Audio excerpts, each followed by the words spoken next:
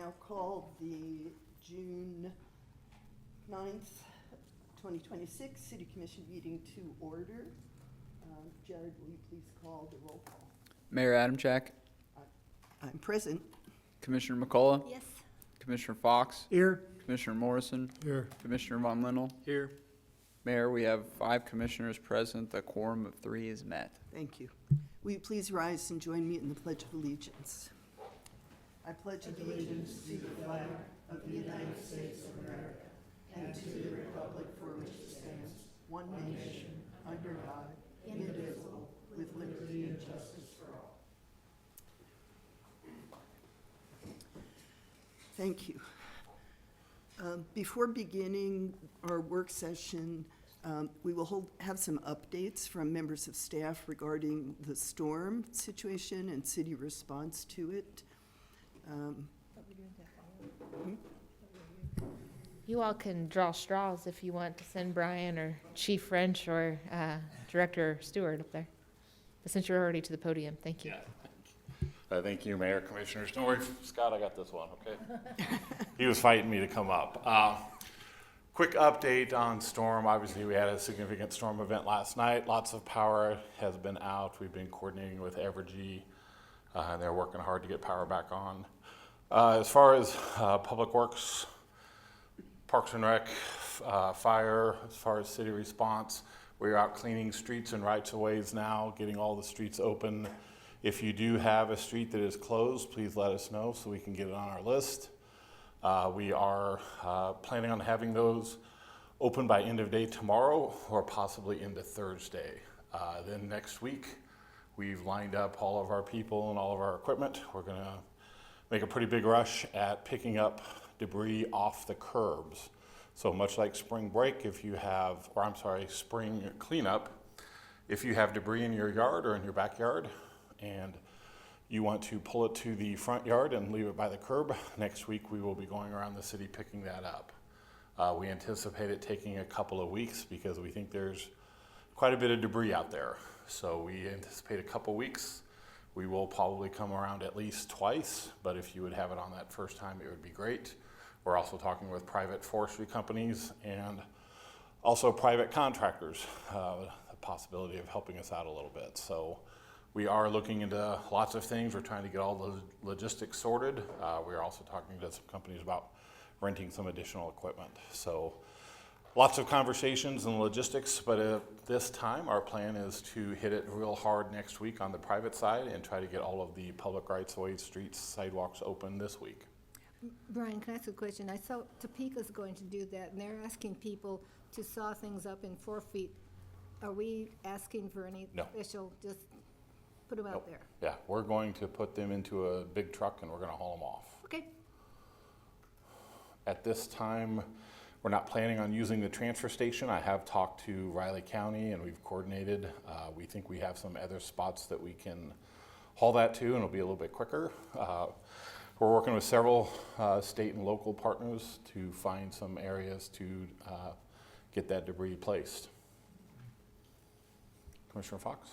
I do want to give kudos to your crew, the Parks and Rec crew. We were out there this morning early, and here they come with their chainsaws. Had a neighbor blocked in, and Yeah, the crews they were were very helpful. We had 6 crews on call last night. I think Park and Rec had 5 crews on call, so total we had 11 crews on call, and they all came in. So it takes a certain kind of person to come towards the trouble and not run away from it, especially that late at night. But yeah, they came in, they worked all night. That's part of the reason why we're gonna wait till next week to do the pickup, because right now we have crews on different shifts, so we're only about half staffed during the day. We're gonna get everybody caught up on sleep over the weekend and we're gonna hit it hard Monday. How did we do in water? Did we have any more? Yeah, so I had about 3 inches of rain in my gauge. That would, in the downtown watershed, that'd probably be a 20-year storm, 25-year storm events. 3rd Street, 4th Street underwater, Vatier, the usual candidates, which is quite funny because the selection committee met last week to look at that watershed. So I think we got some pretty good ideas for that. that'll be coming up in a future legislative piece, but yeah, the usual suspects. Wildcat Creek did not leave its banks, or it got bank full, which we were really happy about. I thought maybe we were going to get a little bit more than that, so maybe that watershed still has a little bit of capacity in it. But these back-to-back storms is really what triggers Wildcat Creek, because all the farm ponds get full, the ground gets saturated, and then those back-to-back ones are tough. Yeah, they are talking about more water tomorrow night. Later this week and a chance tomorrow night too. So if you're in the public, you're walking around on sidewalks, just please be aware there's lots of branches broken up in trees that haven't fallen down yet. In fact, I was just helping my neighbor right before this meeting get a branch out of his tree. So lots of stuff hanging up in trees, and good windstorm, lots more stuff's going to come down. So please, as you're walking around, just kind of, pay attention and make sure you're watching what's above you. And going to be lots of things falling out of trees. So until next week. Okay. Any other questions? Thank you. Thank you all. The only thing I wanted to add, Mayor and Commissioners, is that we had city staff across the organization who've been working for over 16 hours, the last 16 hours. Fire, streets, utilities, parks, cemeteries, forestry, customer service, and administrative staff, RCPD dispatchers, and everyone who has really been coordinating this response. Our teamwork has been really outstanding and fascinating, and I just want to say thank you to every single one of those folks. So, thanks. Scott, is there anything you'd like to add? Fire has fielded over 100 storm-related calls in the last 16 hours or so, mostly related to power, down power lines and trees on houses. So Yeah, I did hear our salt storage suffered a bit. we did. Mother Nature's trying to save us a little bit of money on demolition in 2027 for our salt storage. And Director Stewart, do you have anything?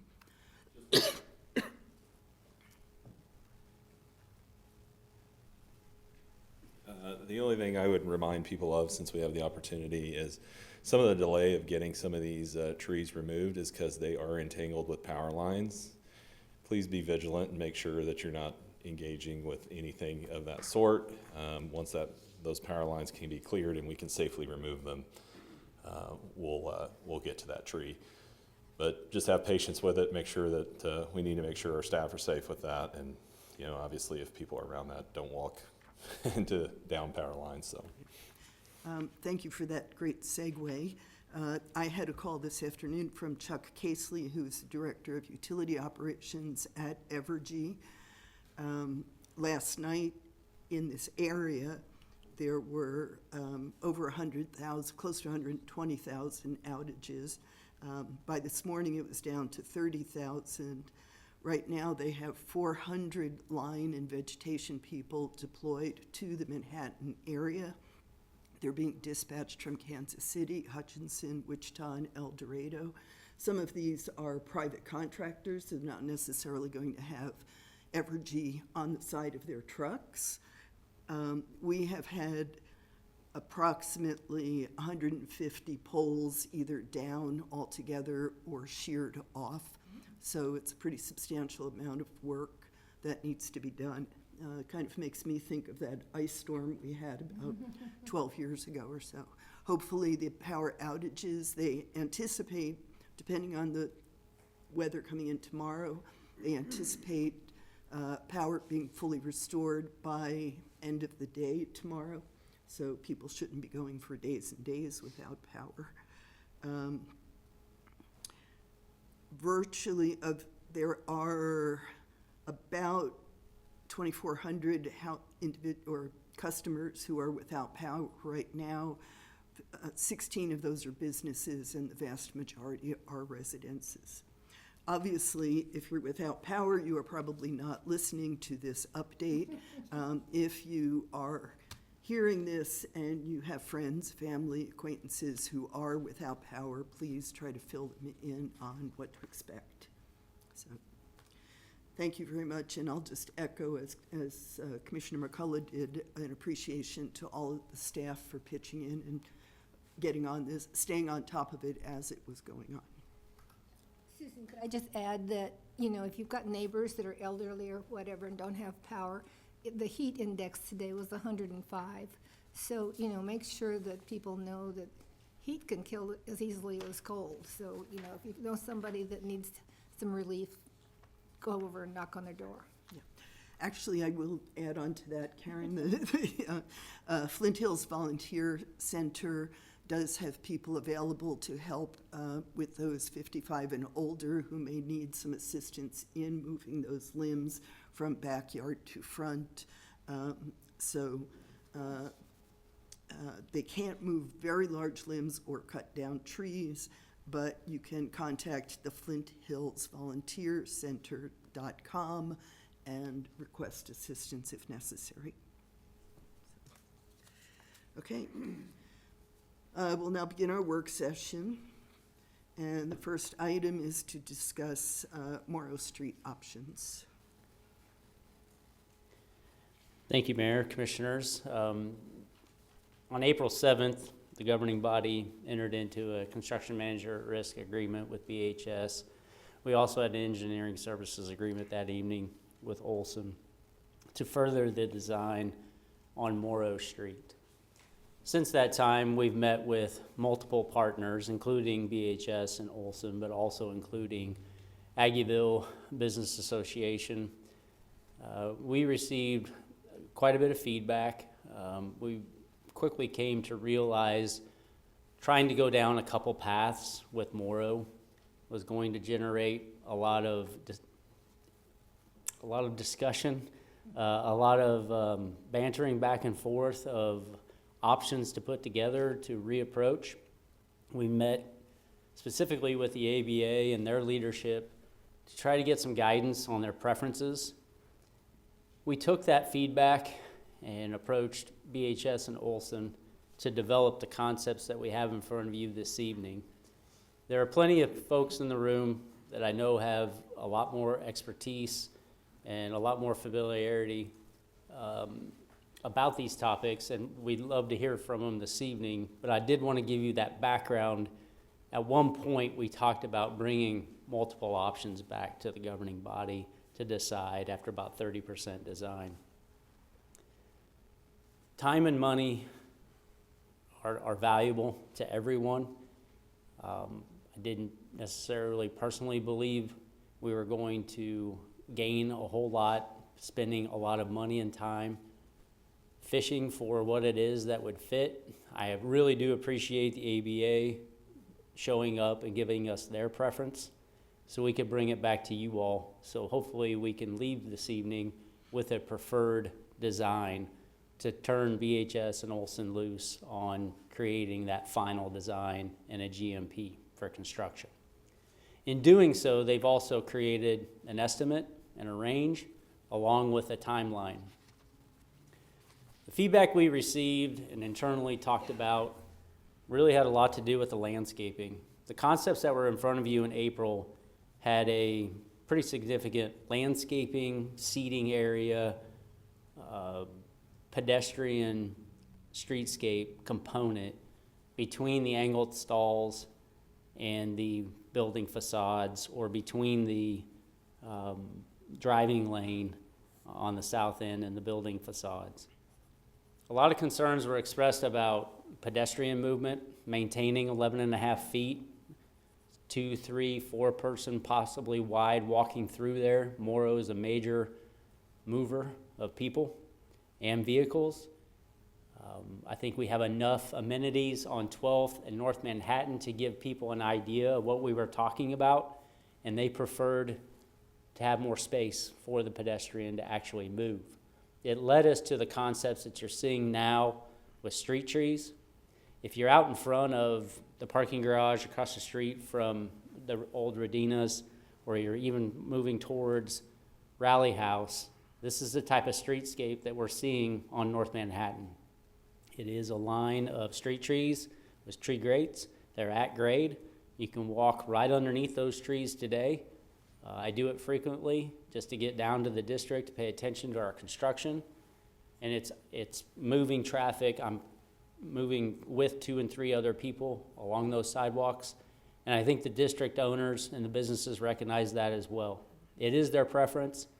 It is what we have done down there, and we have removed a lot of that streetscape landscaping that would occupy space, possibly even leaving only 4 or 5 feet between building facades. So again, we removed that to give that full 11.5 an opportunity for people to walk and frequent those businesses.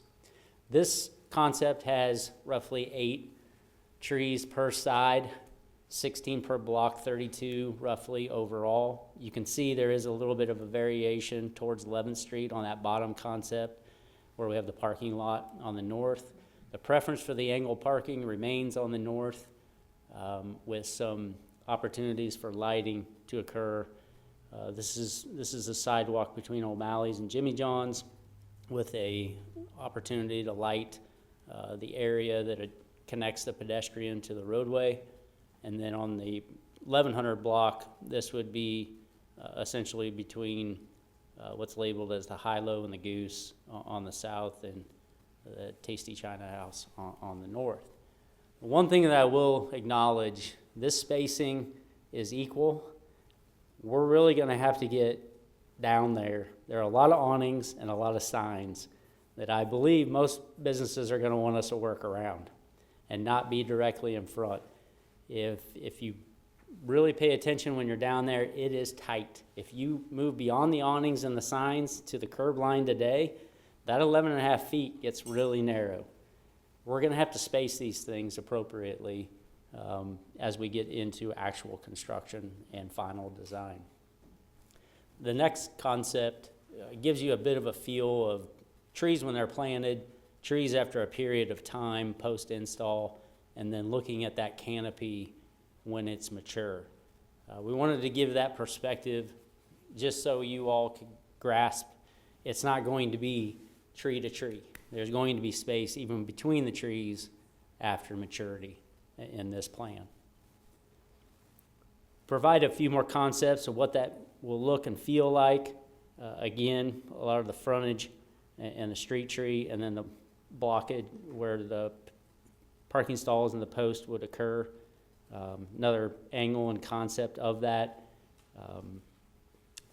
Trees are, again, spaced pretty much by distance here. We're going to have to alter that to get to a point where we're not impacting those businesses' doors or signs or awnings.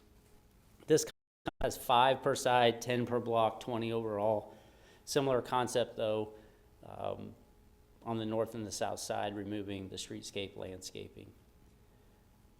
The post, I think you'll see in a lot of the concepts, they're at each parking stall as you're on the angled side of the road. We would also have posts and blocks that are currently along the drive aisle in other areas of Aggieville on the south side of Moro. In the item, there were some cost estimates and some phasing plans. BHS is here this evening, and they can provide clarity for you all. But you can see we have a 16-month duration on the 2-block construction. Concepts on the maximum trees were anywhere between 10.1 and 11.1 million. We have concept with the 10 trees a little bit less in density. For the trees, 9.8 to 10.8 million, still 16 months. I know that's not going to meet a lot of the desires that have been expressed previously about scheduling, but it does fit with how construction has been managed in Aggieville and other places throughout the community with this type of density. I would stress the 40 to 50 businesses along Moro are going to need constant communication, engagement, and acknowledgement of what is occurring on a day-to-day basis. You don't have that everywhere else in the community, and we've set ourselves up with the experience that we've had in other streets and other sidewalks and other alleys in Aggieville for this very, in my opinion, important project of our community. Finishing Aggieville, constructing Moro Street, and returning the district to its patrons and its businesses, been a goal of the city's now for over 10 years, and we're getting close. The phasing that was also attached to the item gave you an idea of where BHS is at today in terms of streets being open, streets being closed. This gives you an idea of just the sequence of when the roads would be open and closed. The next phase maps try to give you a sense of, okay, when the 1100 block is closed for that 6 to 7 month period, traffic is still going to be able to access off North Manhattan, down Moro, down 12th Street, continuing to use 12th Street. When the 1200 block is closed, October of 27 to July of 28, again, movements on 12th Street and the ability to use the new Moro would be available. We do have a period of time where the intersection is closed between May and June of 28. That would make it very difficult for either 1100 or 1200 block to be open. Wanted to provide that. I know that's a major concern and a major question our businesses and our community are going to have for us on Moro. When can traffic move in and out of the district, and how can it move? So this evening we're looking for feedback. We'd really like, again, to give BHS and Olson solid direction from the governing body to go reach that guaranteed maximum price so we can get started with construction by spring of 27. Question? Jason, I'm sure a lot of discussion and opinion went into the phasing. Can you just tell us how you came to do the 1100 block first versus 1200 or vice versa? I do think BHS can expand on that. The feedback we got, the infrastructure that's in existence at 11th Street, building it west towards 12th and eventually North Manhattan ties in with the infrastructure in a better phasing plan than any other. Again, Adam and his team can expand on that. From the city's perspective, I think our main objective as we chop this up is to be able to tell the public, in most circumstances, you're going to have one way at least in and an ability to leverage accessing Moro. Closing down both the 1100 and 1200 block at the same time, in our past experience, hasn't necessarily resulted in the outcome most would desire. Keeping one of those legs open is the feedback we've heard most often. We obviously have a month there like we did last June in 2025 where we shut down 12th and Moro. It functioned, we worked through it. There are a few businesses that have just different reactions to that. But we navigated it. BHS did a good job communicating, got the work done at 12th and Moro, and we're able to move on and grant that access. Again, this is preliminary, but I stress to BHS, this is important. This is a topic that's going to continue to happen throughout this project, and the businesses are going to be paying very special attention to when they can access Moro, when vehicles and pedestrians can.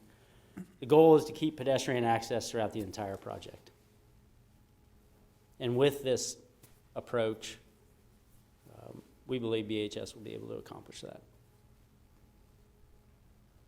Any other questions for me? Can certainly bring up BHS and Olson. Several notes I saw on the various documents. One is removal and then reinstall of building signs and awnings. Why is that a city responsibility, number one? And while we're making this the Taj Mahal for Aggieville's history, do we need to revise and review our sign and awning requirements for that kind of district? A lot of opinions about that topic. I don't think I'm going to be able to express or capture them all. In the event, tearing out the street, using the equipment is why I'm assuming they need to remove Commissioner Morrison, but I will have BHS comment on that. The type of equipment they'll be bringing down Moro to remove the streets, dig up the water lines, replace those water lines, I'm assuming the swing and the distance they're going to need would require them to possibly have to remove some of those awnings and signs and replace them. But I'll let them comment on that. Sign regs in Aggieville, we've had a lot of discussions on, design guidelines, requirements for the entire district were put together 2015, 2016 timeframe. We can certainly bring those back for your consideration if you'd like. Also, we talk about subgrade root structures, approximate cost per tree for that. And I think I saw in here the proposal to buy or install different size trees, calipers, small, medium, and large. And as I recall, the bigger the caliper number is, that doubles the cost for each step. So why do we have to have 4-inch caliper trees to start with, or 3? Yeah, I think there's a good discussion to have there.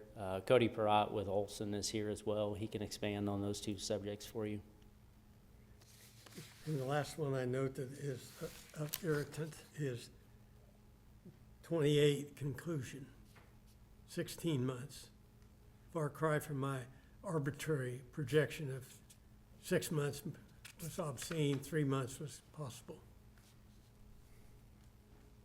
Again, I think BHS can have some feedback for the commission if you desire a shorter time frame. I've seen some numbers. I'm not going to share them. I don't think they're realistic for our community to swallow, but they can share them with you all.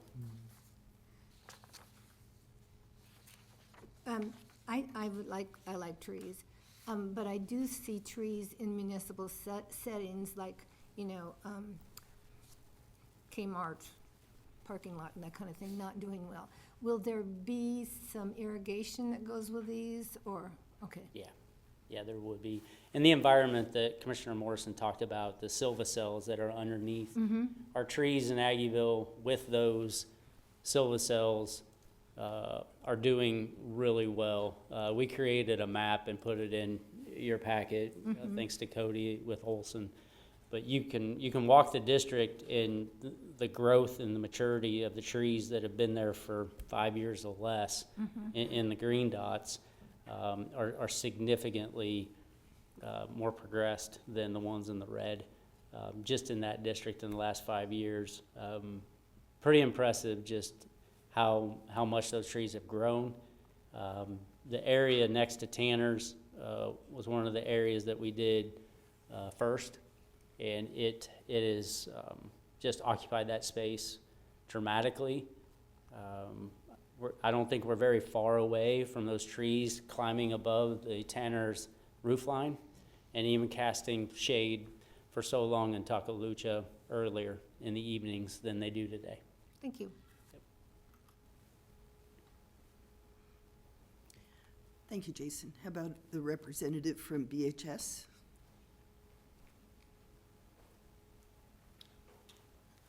Hello, Adam Crown, Pre-Construction, BHS. Happy to answer some questions. I'll start off with the ones I wrote down. The silvicelle cost per tree, we can figure that up and get it back to you. Silvicelle's that under is the subgrade root structure, and while we do have it included, off the top of my head, I don't have a per tree calculation. It does change slightly per location as we tried to make the amount of cubic footage required fit within the individual location. So I can get that to you, and I can follow up with that.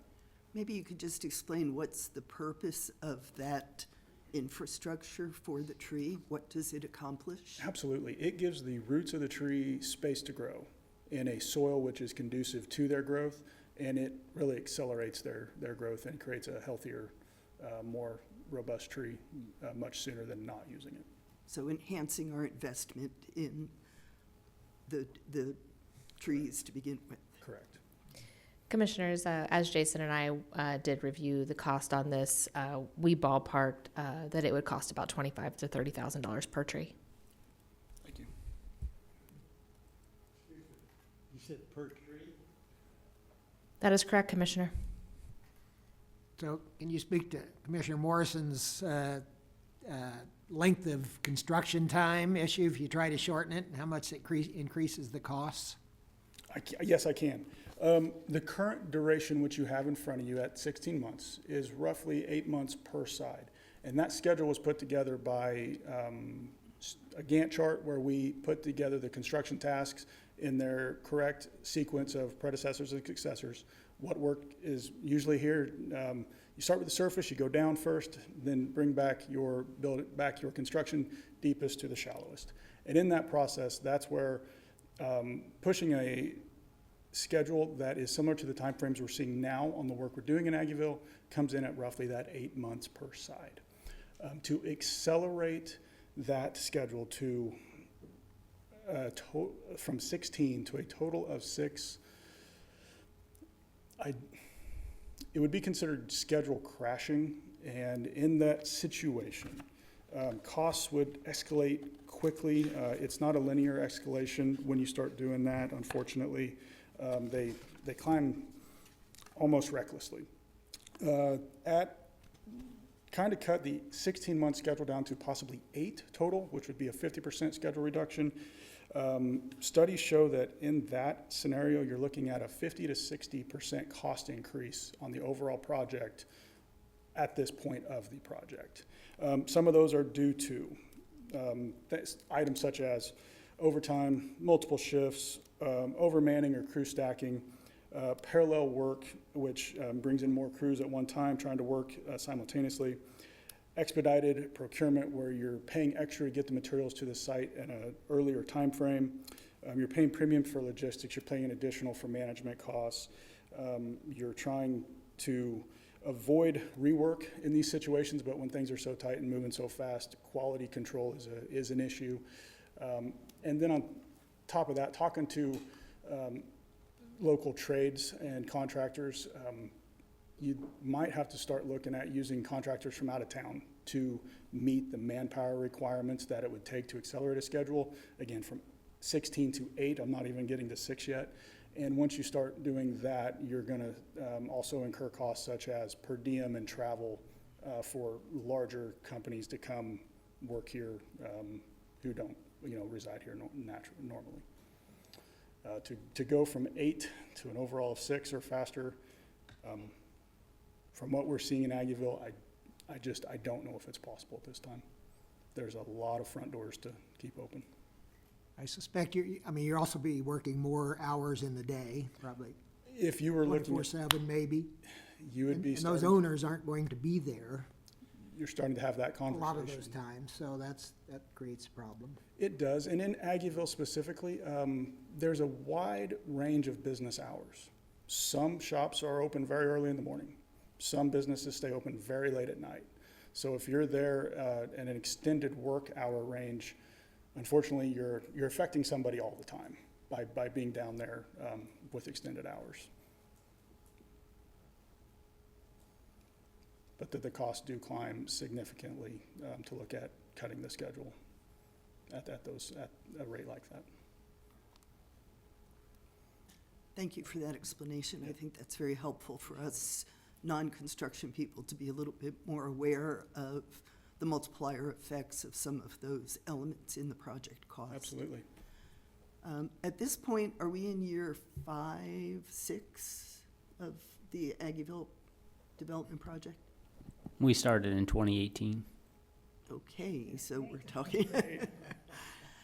And BHS has been on this.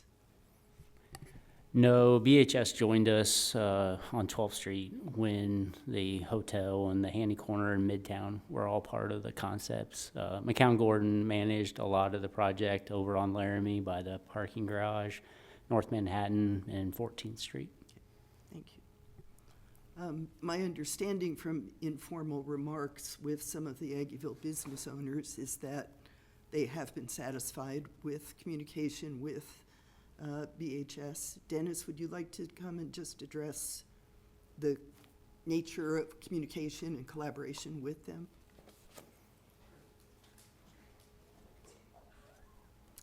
I'm sorry, I should have asked first. Are there other questions for our, okay. Thank you. Thank you. Yeah, Dennis Cook with the Aggieville Business Association. We had a great relationship during those initial times with McCown Gordon. They did a great job of always communicating with, not only through us, through the office and through our our board of directors, but daily with the businesses that they were impacting. And this has been equally amazing. You know, people really enjoy, getting out there and getting this information. They know who's in charge. They can walk out there and talk to anybody. They're always being notified of what's going on. So it's been an ideal situation for us. So we have no problems with continuing on with this. Given the scope of the project. Yeah, yeah. So, yeah, but it's really, really good to be working with somebody that cares as much about it as we do, because this is a local thing. So we're very happy about that. Great. Thank you. And I was glad to hear in Jason's remarks that the Aggieville group did have as much input and feedback on the possible scenarios that we face. At this time, commissioners, if it's okay, I'll call for public comments. Mayor Adam Jack, can we hear from Mr. Peratt, our landscape architect from Olson, to address Commissioner Morrison's comments about why we have different calipers of trees, and additionally, why that subroot structure is so important over the lifetime of those trees? I apologize for not recognizing. Thank you, Mayor. Thank you, Commissioners. My name is Cody Peratt, lead landscape architect with Olson. To, reiterate on the importance of the silvocels and why that's needed. It is for the health of the tree. It limits compaction, and there's a ton of studies that have been done that show that it just increases the growth and health, and we've seen that firsthand here in Aggieville thus far. Commissioner Morrison, can you please repeat the question on the caliper of trees? Well, I'm no landscape specialist, but I've planted a few trees in my life. And it's interesting, the last article I read was, if you have a healthy plant and then you try to buy growth, the smaller tree will catch up within a reasonable amount of time and exceed the larger tree. And so I don't see maybe a justification for the cost increase for the size and the $30,000 per tree total expense. I understand. 25. Pardon me? 25. 25,000? Oh, inflation hits, I'm sorry. Okay. Only in my own mind. The issue seems to me that I understand the irrigation, the growth issues and patterns. It just doesn't seem to me that that kind of expense is appropriate. Some part of it can be done at some level, different than 25,000. Sure. And everybody wants this to be nice, but at some point in time, we have some expense limits. Yep. So you're 100% right on that statement. The studies that you've read of smaller caliper trees catching up, surpassing larger caliper trees due to shock and things like that when they're installed in a typical situation. That does not mean that's untrue in this scenario as well, but what we are weighing, it's a cost-benefit analysis. You're seeing the cost, obviously, but there's a significant benefit to bringing in these larger caliper trees in this scenario for immediate impact. And the cost between a 2.5-inch caliper tree and a 4-inch caliper tree is relatively insignificant. So of that, let's say $25,000 per tree, you're only going to recognize a cost reduction of approximately max $500 by decreasing from the 4-inch caliper to the 2-inch caliper, 2.5-inch caliper. A lot of the money, the majority of the money, is sunk into those underground infrastructure costs for the tree health. So it doesn't matter the size. We could put in little saplings. It's still going to be at 22,000 or 25,000. Well, it'll be close. All of that money is sunk below ground. So what we're looking or what we're proposing to do, since we're viewing this as the trees are the amenity, really highlighting Moro as its own entity and the heart of Aggieville, approaching this a little bit different than we had on North Manhattan and as we had on 12th Street, which is a lot more pedestrian in nature. We had a lot more room for shade sails and outdoor dining and things like this. Where Moro, being a people mover, taking a little bit different approach, having the more naturalized architectural element of these trees, providing the shade, and then having the correct foundation underground for these to survive for 50, 100 years. So they don't have to be replaced all the time and they struggle. So these magnificent trees, are they going to be compatible to awnings and signs that may not be compatible to your tree? So as Jason had mentioned, we are going to go through right now, all of the trees are placed on a rhythm, can be slightly adjusted either way, east or west. Also, we haven't totally nailed down the variety or the species of each of these trees. So we could use we're planning on using a combination of vase-shaped trees, which tend to arch up and then out. That would include things like lacebark elm or zelkova.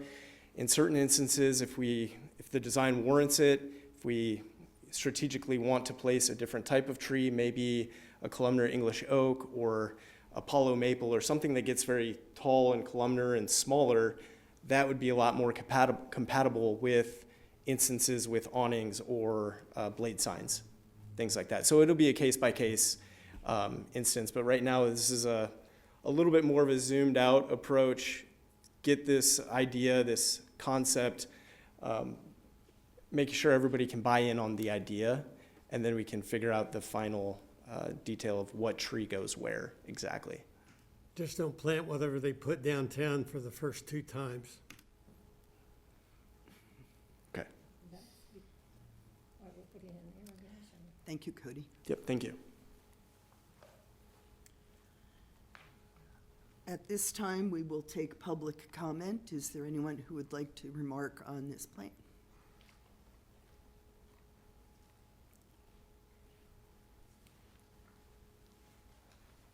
Good evening, Commissioners. Travis Worrell, So Long Saloon, Taco Lucha, and the President of the ABA. Obviously, as you can see, Moro is the elephant that is going to keep giving all of us, right? It's going to be a challenge. I think what we've tried to do is compromise the best we can. Not every business down there is going to get what they want, right? There's just not enough room in between buildings to do that. I think this design is the best compromise that we're going to get. It maximizes parking, it gets people moving, it gets the sidewalks opened up, it takes the curb out of the streets to where people will be easier access down there. The time frame is always going to be the challenge. I'm scared to death that businesses that are open today will not be open by the time this thing is done. I hope that's not true, but I will give kudos to BHS and seeing the product they've done on 12th, the way they've worked. If we have this storm and we have a hole in front of our business, that creates a problem. There's flooding that happened on 12th. That's going to be a challenge that's going to be presented to us when Moro is tore up. That's a real concern. But I think the BHS is the best equipped that I've seen handle that so far. And that's a big plus, because I think all of us, whatever 40, 50 businesses we have, are going to be scared when that happens. But like I said, I don't think everybody gets what they want in this situation, but I think this is the best compromise amongst all businesses. We did have a little town hall with Moro Street businesses, and everybody pretty much agreed that this is the best case scenario we can get. So, you guys have any questions? No. Thank you. Thank you, Travis. Travis, I'm sorry, would you sign in at the...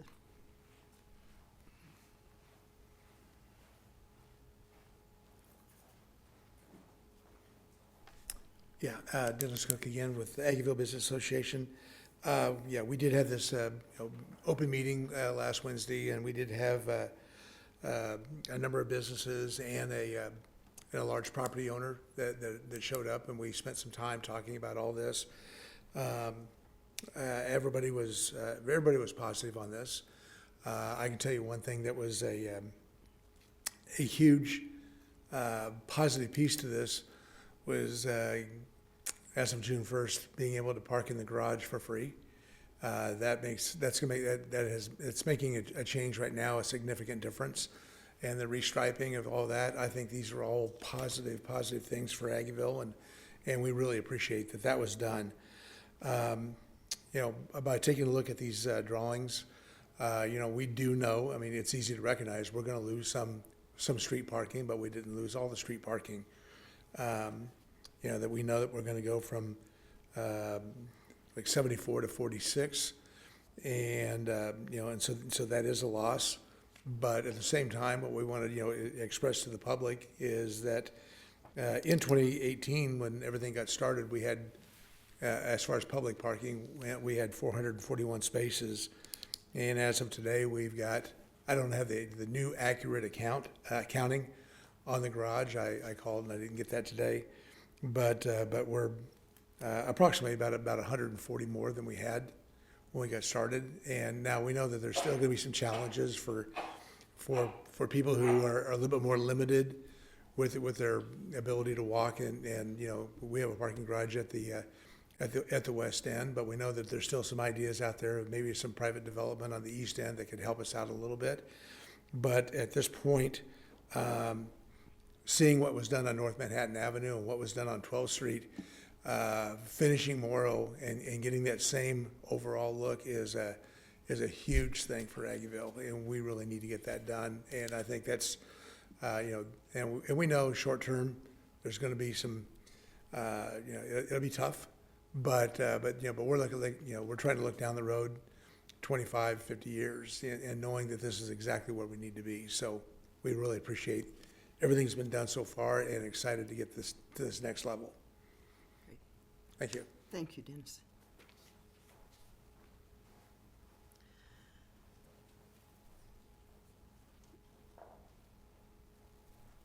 Oh, Dennis, I'm sorry, next time you get up. Okay. Gorgeous. Amber Starling, 408 Houston Street. Assets are things that cost money, but they also earn money. Liabilities are things that cost money and don't earn money. Albeit imperfect, Manhattan's residents are inheriting an asset with the Aggieville parking garage. I know it's inconvenient. I know that it involves a walk, but it also raises funding for its own care. And city staff have huge kudos, like proactively made updates to that garage that like the angling is better, the space sizes are better, it's a lot more user-friendly. And they took it on themselves to do that. A+. When we're adding the street parking, we are inheriting infrastructure that is costly. This is a $10 million project, and it earns none of its own keep. What's potentially challenging with this is it's a liability that competes with an asset. So why would people use the inconvenient garage that costs money when they can have VIP parking for free? And so when this first came up, because it is a big, sticky, hard to wrestle with project, I had originally advocated for street parking to accommodate two use cases: ADA parking and then 15 minutes or less, which would accommodate for people of all abilities to access Aggieville and for people who are picking folks up, picking up food, dropping someone off, to be able to use that. I understand that Commissioners Fox, Morrison, and Von Lintel all ran on a campaign platform of fiscal responsibility, and I can see how hard you guys are wrestling trying to balance what people want with what we can afford. You still have options. Unfortunately, they aren't popular. You can meter this parking. You could put up signs with a QR code that lets them access the payment software that you're already using for the garage. You could limit it to 1 hour or 15 minutes or something else. You could take the loss here and find budget money elsewhere for this. The important thing is just to remember that you guys are still in the driver's seat. There was one more thing that caught my attention. The city manager mentioned lighting where the sidewalks cross the roadway. That was an excellent consideration. I have worked pedestrian versus vehicle accidents. They are not pretty. I would strongly recommend putting a stop sign at these crossings. So it's not like stop if there's someone there, it's you have to stop and actually check both ways before you keep going. Especially when we have, it's nighttime and there are drunk humans wandering around. Thank you. Thank you, Amber. Is there anyone else who would like to make public remark? All right, public comment is now closed. Commissioners, what feedback or direction would you like to offer? Well, I'm in favor of the metered parking on Moro, but I think we decided that was something that was gonna be decided down the road, later with possibly next commission. Well, I have a question, I'm not sure whom I would ask, not the landscape person from Olson or Brian. We're worried about water in that area, North Manhattan, east. Nothing is described here about our stormwater out of this area, and is it gonna be compatible when and if we ever figure out how to get rid of water in that area? And who's in charge of that one?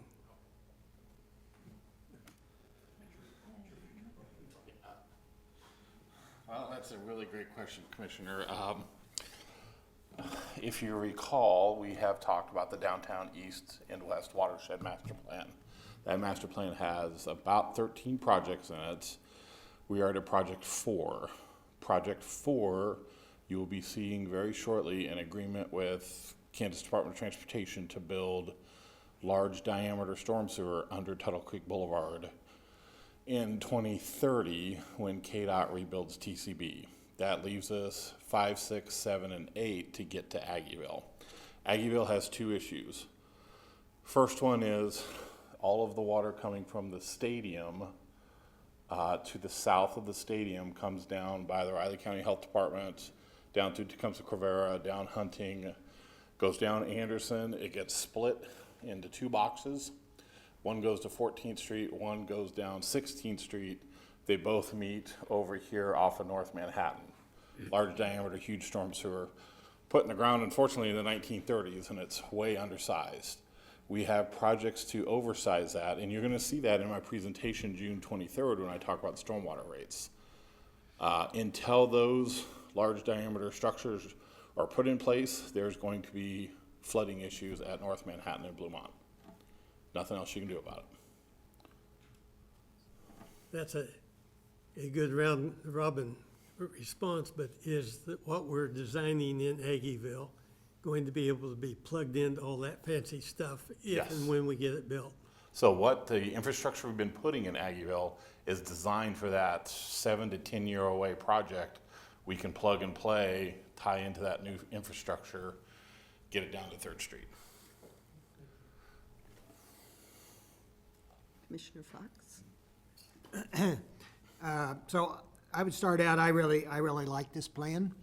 I think you guys have done a great job of incorporating the parking. I'm glad you got rid of the bump outs. This plan looks very clean. It keeps some parking down there, you know, to Amber's and others' points.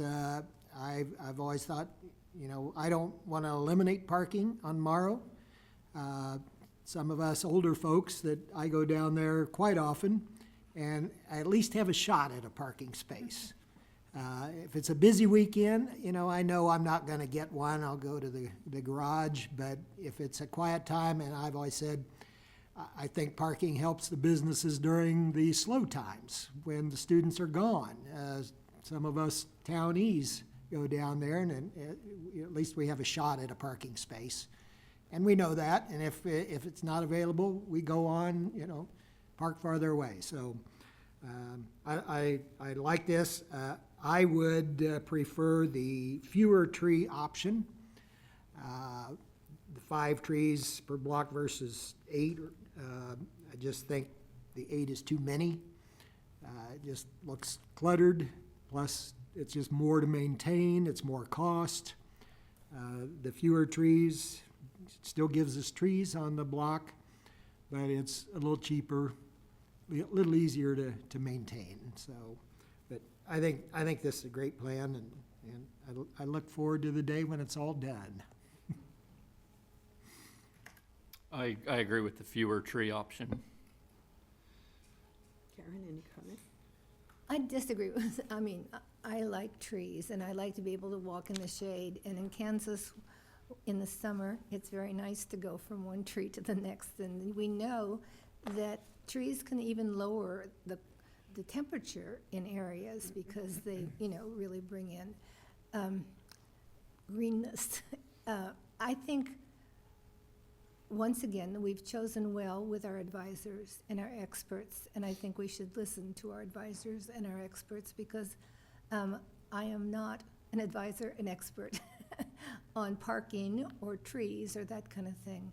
But I do think we want to do everything we can to add to the ambiance of pedestrians in Aggieville because, quite frankly, there are never going to be enough parking places. And so, I always park across Bluemont in the university after 5 o'clock, and it's just a wee bit of a way to walk. But if we can kind of convert our car-minded people that they can possibly go someplace and walk there and enjoy the walk, not just the bar or cafe or restaurant that they get to, I think it's a real positive.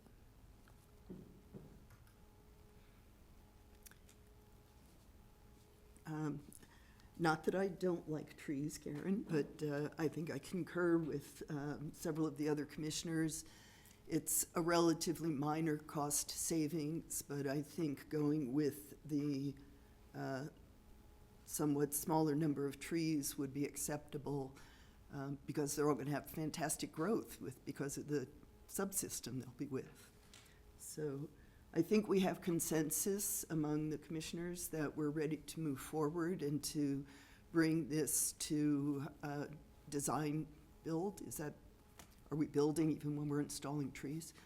But that we're ready to move forward to the next step. And I do appreciate the work that staff has done in fostering discussions with the contractors and appreciate your patience and willingness to continue to work with staff on coming up with different designs. And let's get her going.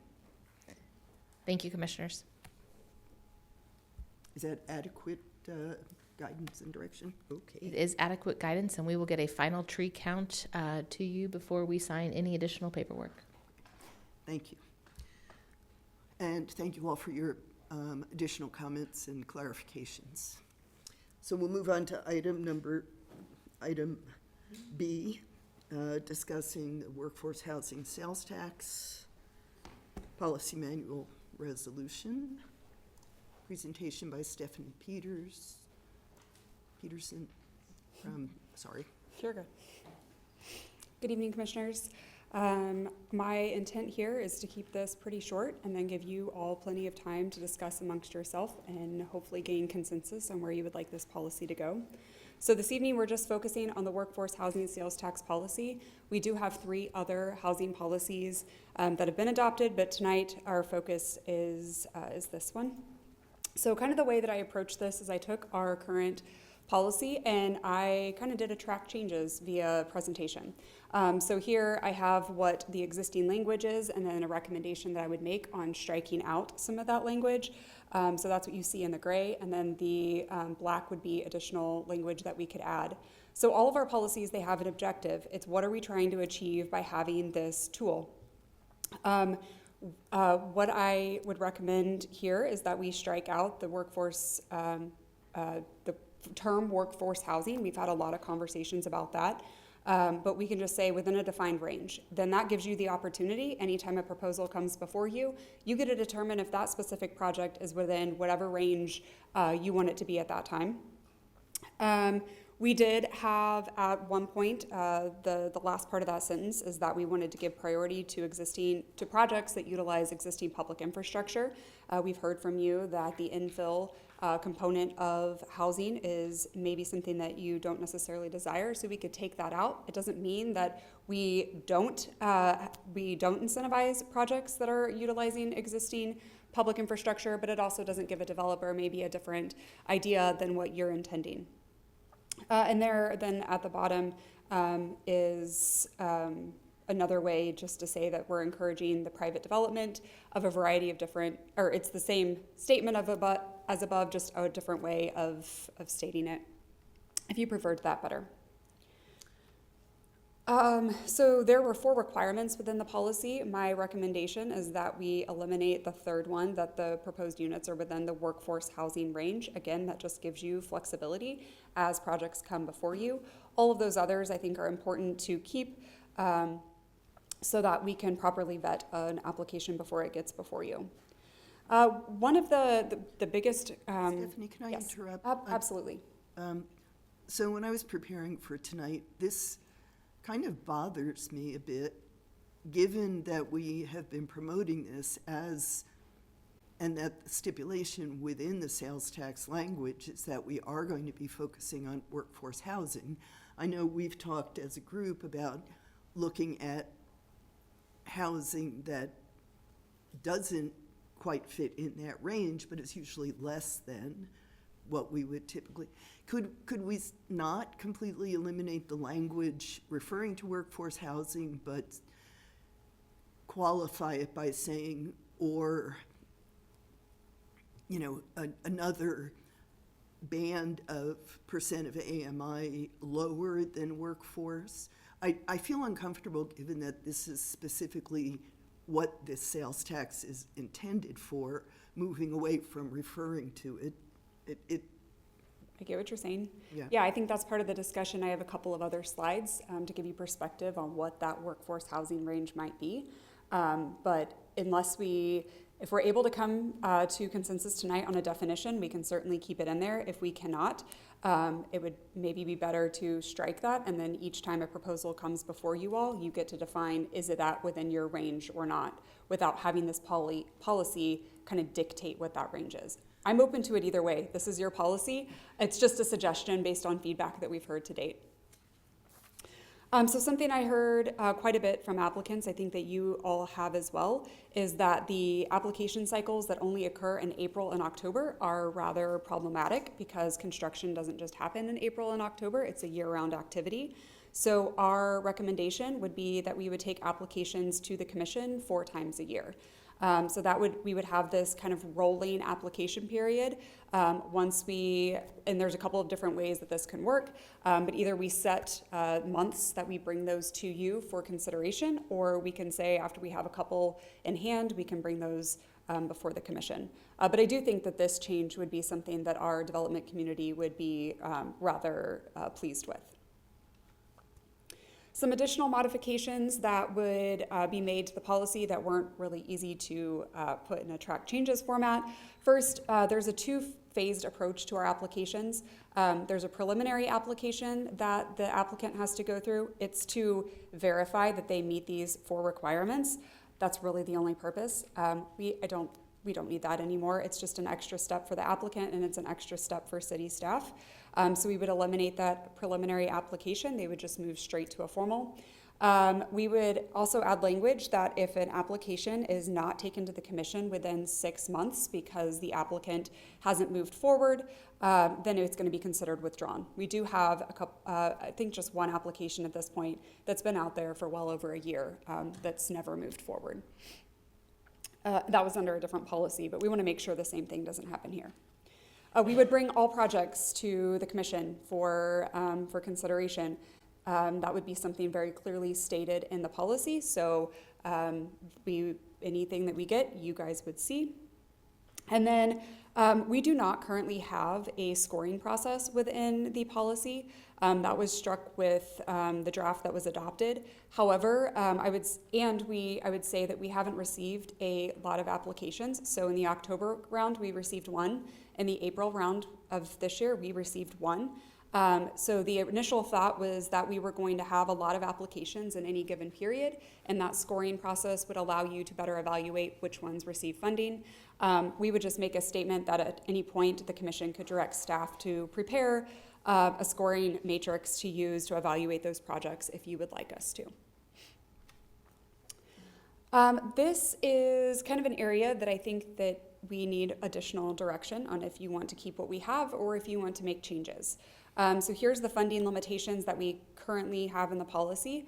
The one that's underlined there, that second bullet point, that's the one that most applications bumped up against, where no more than 10% of the total project cost could come from workforce housing. We would recommend eliminating the projects within the TIF language, mostly just with the feedback. Based on rental projects, most of what would happen within our TIF district would be a rental project. And that's also in an area that is something that you have expressed some concern about, that being student housing rather than workforce housing. So this is part of our conversation of how we define workforce housing, and I really want to clarify here that this is for new units. You can easily go somewhere in our community and probably find something for $500, maybe even less. But when we're talking about new units, the cost of construction just continues to increase. So the top table here, this is 50% area median income or below. This is Section 8 housing. This is subsidized housing that Manhattan Housing Authority provides. And so these are fair market rents that HUD just released, I think, I think it was last month, that they released these for 2026. I will tell you that these rates for 50% AMI and below are almost identical to what we had for our workforce housing last year. That is how expensive housing is. That is how expensive cost of living is. So what HUD is saying is 50% area median income, a studio apartment, MHA could, if they wanted to, charge $870. The bottom table, this is also from HUD. This is the low income housing tax credit. So these are projects like the Unger Complex. There's one up at Colbert, Cypress Ridge, that's a LIHTC project. These are subsidized housing rate units as well. This is 80%. And you can see there what a private developer, because that's who develops a lot of our LIHTC projects, what they could charge for that 80% considered low income type of housing.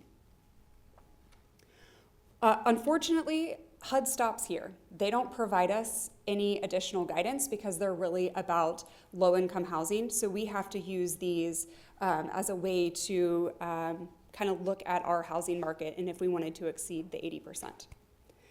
So for owner occupied, this is not something that HUD provides us with. We have to do a calculation internally. So this upper end of 120% area median income, that would equate to a home price of about $336,000. That is the same upper end that we used in 2025. What I will call your attention to is here at the bottom, HUD does give us a median family income. For 2026, it is $112,000. In 2025, our median family income was $90,000. They use these numbers to help calculate fair market rents and the LIHTC rates. This is a table you're probably very familiar with by now, but just it has not changed since our last work session on workforce housing. We have the project still pending from your April round. But I think really what this conversation boils down to is how you want to use $800,000 a year. And if you can help us to provide some direction on where you want to go with this funding, I think that we would be able to bring back a policy that you see fits. If we're still struggling to define or to gain consensus on how we want to use this money, I would recommend that we keep our policy very broad and we just continue to bring every project to you for you to evaluate and determine if that meets your definition of the workforce housing sales tax. That is what I have for you. I would be happy to stand for any question, but I will also sit down at any point and allow you guys to talk amongst yourselves. Stephanie, I guess your last comment is a little unsettling because the whole rationale for having a policy is to have a set of standards, to have a consistent guideline that our developers can be looking at, that our housing authority can be looking at. I would very heartily, vocally oppose having no standard and having no limit such that every single project is going to be decided on the whim of who's sitting up here on that particular day. We've been talking about this for the 2.5 years that I've been on the commission now. And I think if we want to make changes, we should be grappling with that right now.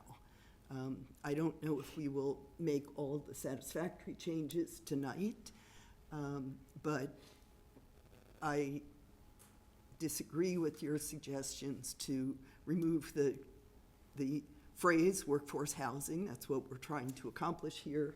And I don't like the idea of not having a targeted range of housing that we're looking for.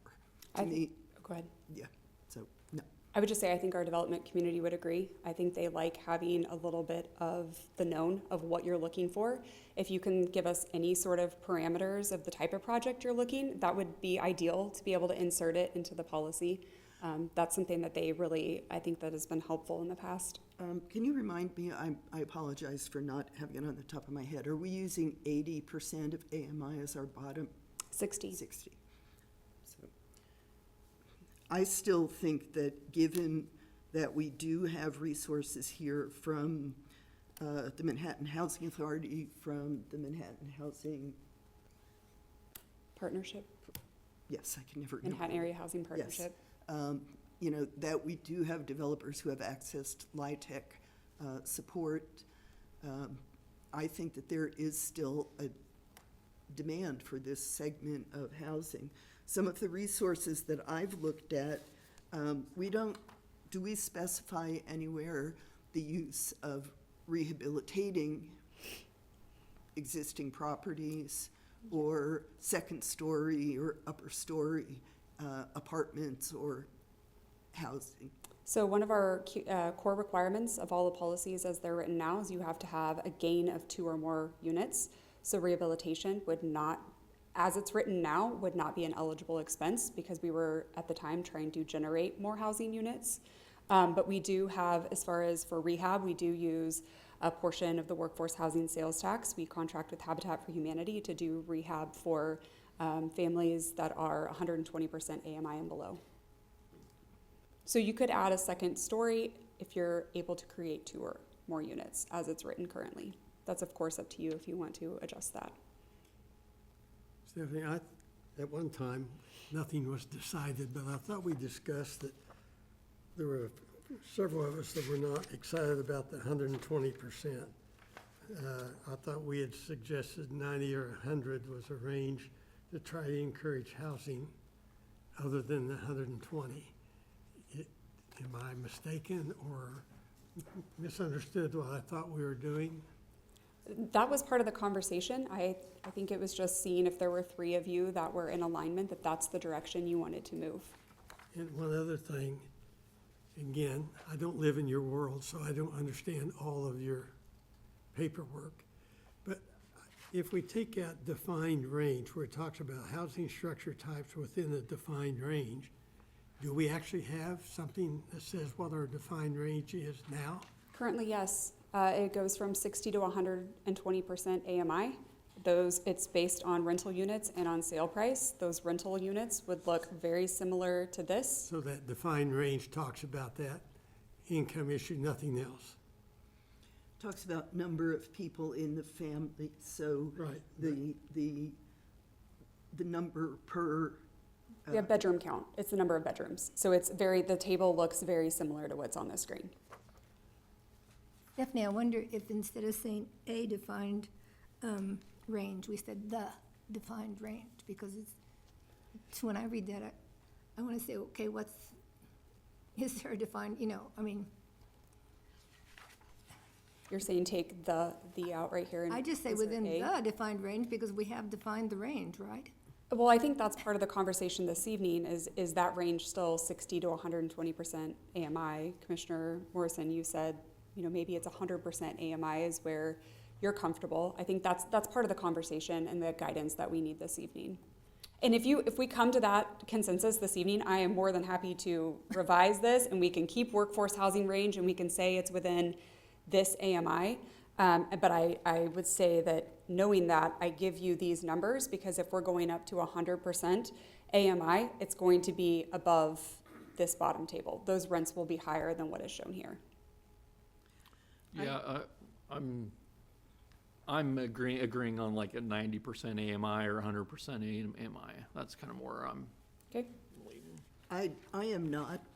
I've been reading other resources, and certainly we can develop our own policy, but across materials that are available through the Urban Institute, through law websites, through the Iowa Economic Development and Finance Authority, other sources consistently use that definition of either between 60 and 120 or 80 and 120.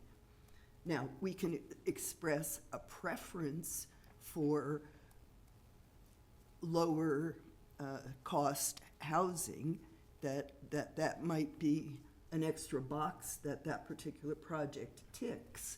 But, you know, we've been hearing consistently from developers, and certainly the impact of tariffs in these last 12 months, 18 months, have had a tremendous impact on the inputs into construction materials, into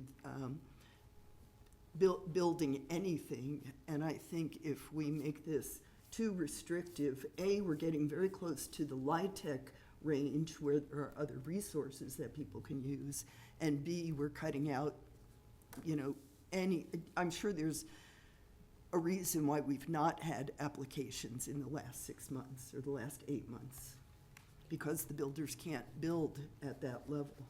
So I think you bring up an interesting point in that if you wanted to have the policy go up to 100% or 120%, you could say, but preference is given to projects that are at 80%, whatever that number is.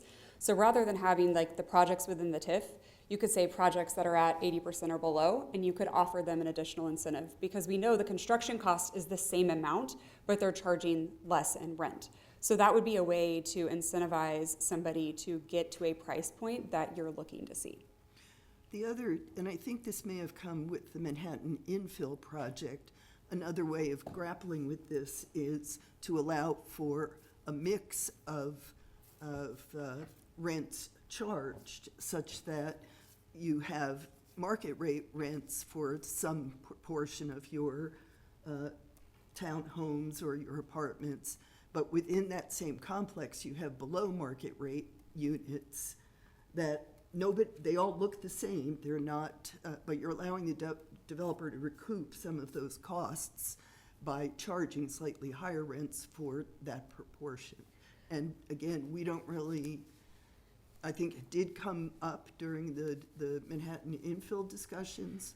Yeah, But- that was with the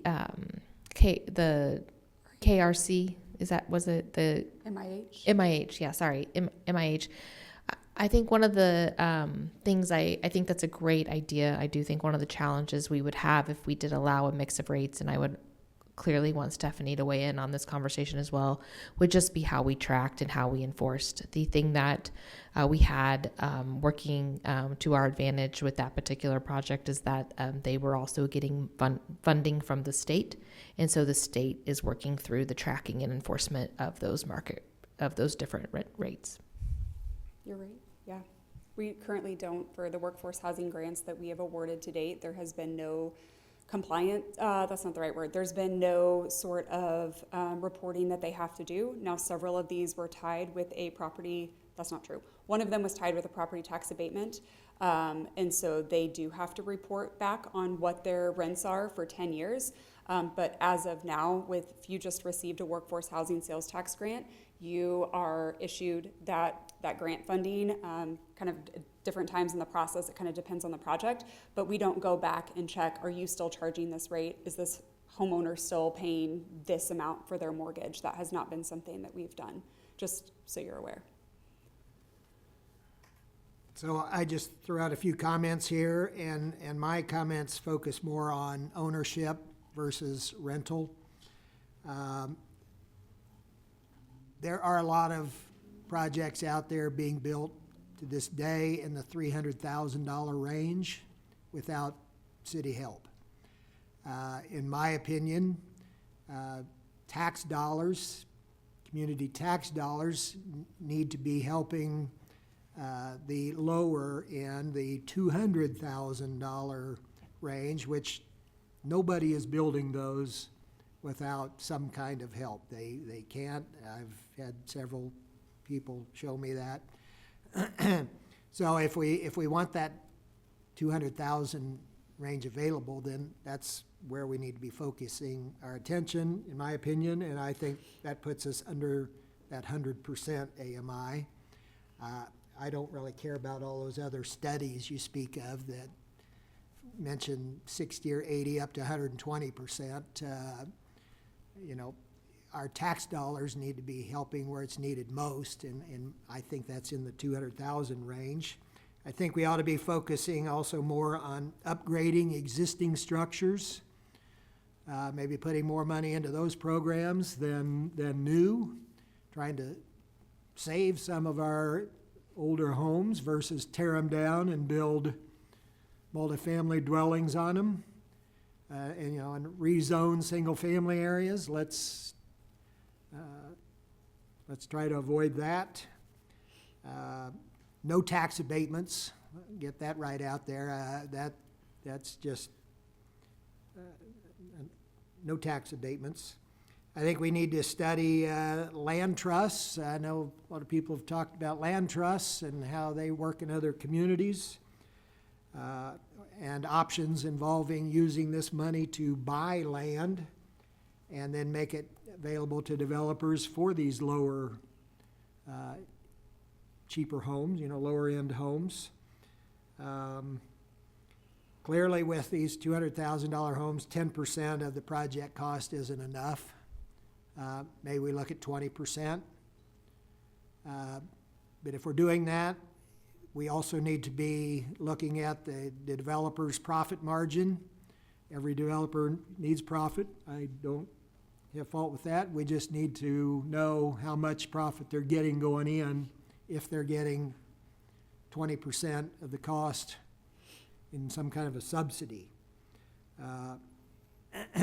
And that leads to the next question, if it's ownership, if somebody's buying these homes at below market prices, then there ought to be some kind of a clawback on the profit over the first 5 years or so, just like Josh does with his projects. If people sell after a year or two. Those are the kind of things I'm looking at. And also, if we're going to call it workforce housing, let's distinguish that from student housing. In my opinion, a lot of the projects or several of them we supported were more student housing than workforce housing. I do think some of those units became workforce housing, so we just need to make sure we're not adding more student housing. That's not the objective here. So those are my thoughts on. So you brought up community land trusts. That's actually, I don't have it within this slide deck, but at the very beginning of the policy, it talks about workforce housing and how it can be used. And so what really this is focused on is private development projects, but it also says in there that it can be used for Manhattan Housing Authority, for LIHTC support. Community land trust is specifically already included in there as an eligible expense. We would just need a developer to propose a project that includes a community land trust.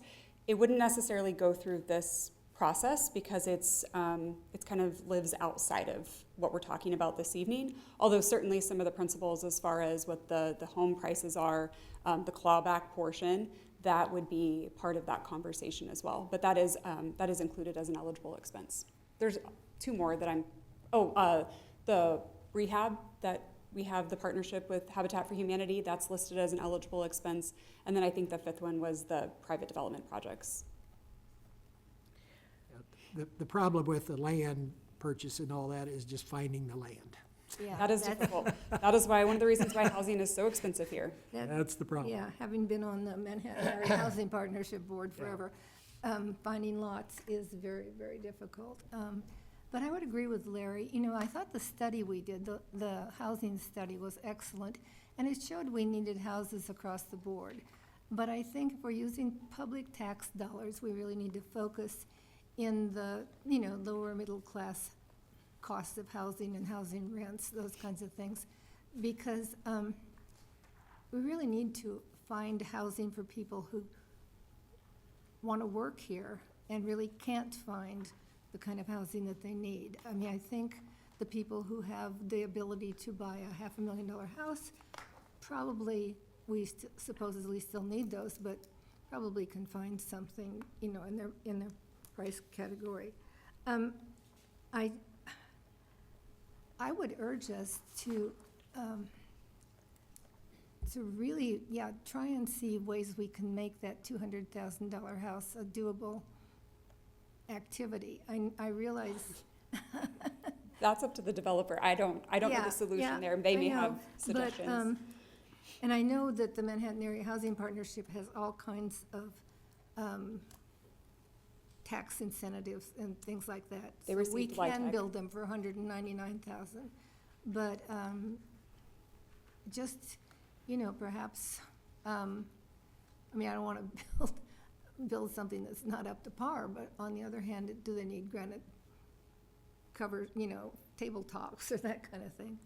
And I also think, I've always thought, can we explore somehow other ways to help people get into housing, like assistance on down payments and things like that, that, you know, can get that young family over the threshold so they can get into housing and they can have a return on their housing, and as it accrues in value, you know, then they can move up the scale.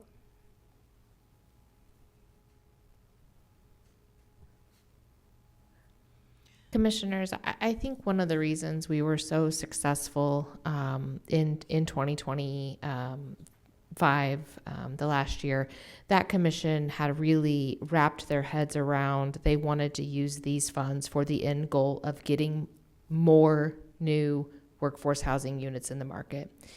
So I would really challenge this commission to start thinking through what is that goal? And I have heard that we are looking at a price range. I've heard in the 200 range, but then that 200 range, of course, is still $100,000 difference there. So if we could really hone in on where this commission wants to focus on price range wise, and then I think if we could really hone in on if we are more focused on new units, or if we are more focused on trying to rehabilitate some of our existing housing, or if we are more interested in maybe even doing something like a community land trust. I think if this commission can build consensus around what that goal is on how they want to use these workforce housing sales tax dollars for the next 18 months that this commission is sitting on the dais, I think that would be very helpful for staff. I'm still hearing a lot of different ideas from each of you on what we think we should be doing with these dollars.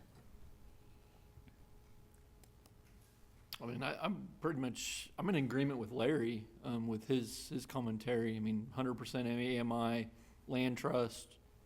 I've been.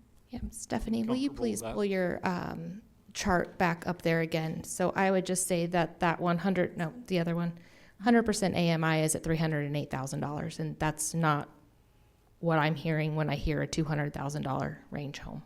What I said was under 300,000. Okay. And I also said 100% AMI. Okay. Tax. Thank you. So Under 100% AMI, under 300,000, which is pretty close to the 308, so. this median family income right here, I don't remember if I said this is 100% AMI. So this is the middle, in our community, the middle ground of what people make is $112,000. That is one of the reasons why our 100% AMI is so much higher than a lot of communities. That's why that number looks so large, is because that is the median income that our families make in this community. I find it hard to believe that families in Manhattan have seen a $22,000 increase in their income over the past 1 year. Yeah, I do. HUD, so I actually have them Is here. that because of the new basketball coach, or I mean, like, did he push everything up, or? I'm not sure how HUD calculates these, but I've been tracking them since I've arrived in 2022. In 2022, it was 85,000. 2023, it was 100,000. 24, it was 92,000. Last year was 90, and this year is 112. So it is very, like, it is fluctuated. But that doesn't change the fact that when somebody goes to apply for LIHTC, these are the numbers they use based on that 100% median family income. So tell me how you arrive at a $308,000 price from a $90,000 income. It would be 112,000 income for Even that's low. here, and this is actually lower than what it would have been. I have a formula so when we did our housing market analysis, this is very proprietary information that we got from our consultant on how they came up with how much a family makes, how much they can afford. But it's roughly about 30% of that income is what we use, but there's a more sophisticated formula that I have in a spreadsheet that I do not memorize, but I can certainly get In that. the old days, it used to be about 2.5%, 2.5 times your annual income that's was what what I've you could always heard. afford for a house, so.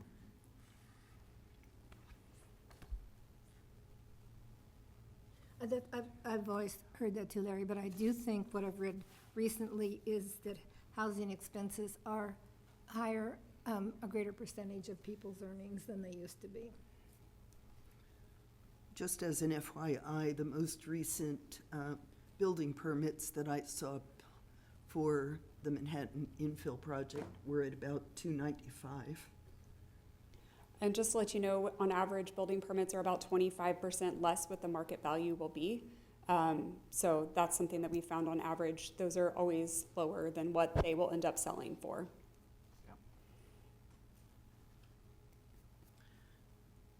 I concur. I'm happy to continue exploring land trusts. I don't agree with restricting ourselves to the 100% AMI, though as I suggested, we could have an additional incentive should the developer be targeting that lower end of the target range. And I can't remember what the third point was, Danielle, that you mentioned. Oh, new units versus rehabilitation. You know, I think when we're talking about rehabilitation, my understanding is that Habitat is not spending more than how many thousands on a single house? 5,000 is it? 25,000. But that's, Oh, sorry, I didn't understand your question. oh, yeah, sorry, I kind of didn't finish what I was saying. But, you know, is that sufficient to do a full rehab that would be necessary for an older home that hasn't been updated since it was the 1950s? Probably not. And so, do we want to start? So, you know, do we want to start thinking about that as a target? My impression of the 25,000 that's being spent is for things like HVAC. Correct me if I'm wrong, Right. but Roofs, roofs structural and, issues. you know, nothing that's going to make the interior more attractive or more updated in order to appeal to a new home buyer or a first-time home buyer. Yeah, that program really, the way it's written now, is focused on structural integrity, making sure that that structure is wind tight, water tight, that it's not falling down. That certainly can change at your direction. I'd be curious to hear from Josh at some point on how it's going this year with the applications for the money. I know we approved more money for this year, and how that process is going. Sure, I think there's probably a couple people here that are planning to speak. We jumped right into our feedback and or direction and conversation without hearing from the public, but perhaps we can take a break and hear, oh, Andrew, I'm sorry if you want to say something. I was just gonna say that, I mean, I'd be interested in new builds and also extensive rehabs or even like the small rehabs. I mean, I think all of the above is what we need to be looking at. Okay. Stephanie, why don't you take a break and we'll have some public comment? Sure. Thank you for your presentation. So is there anyone from the public who would like to make a comment?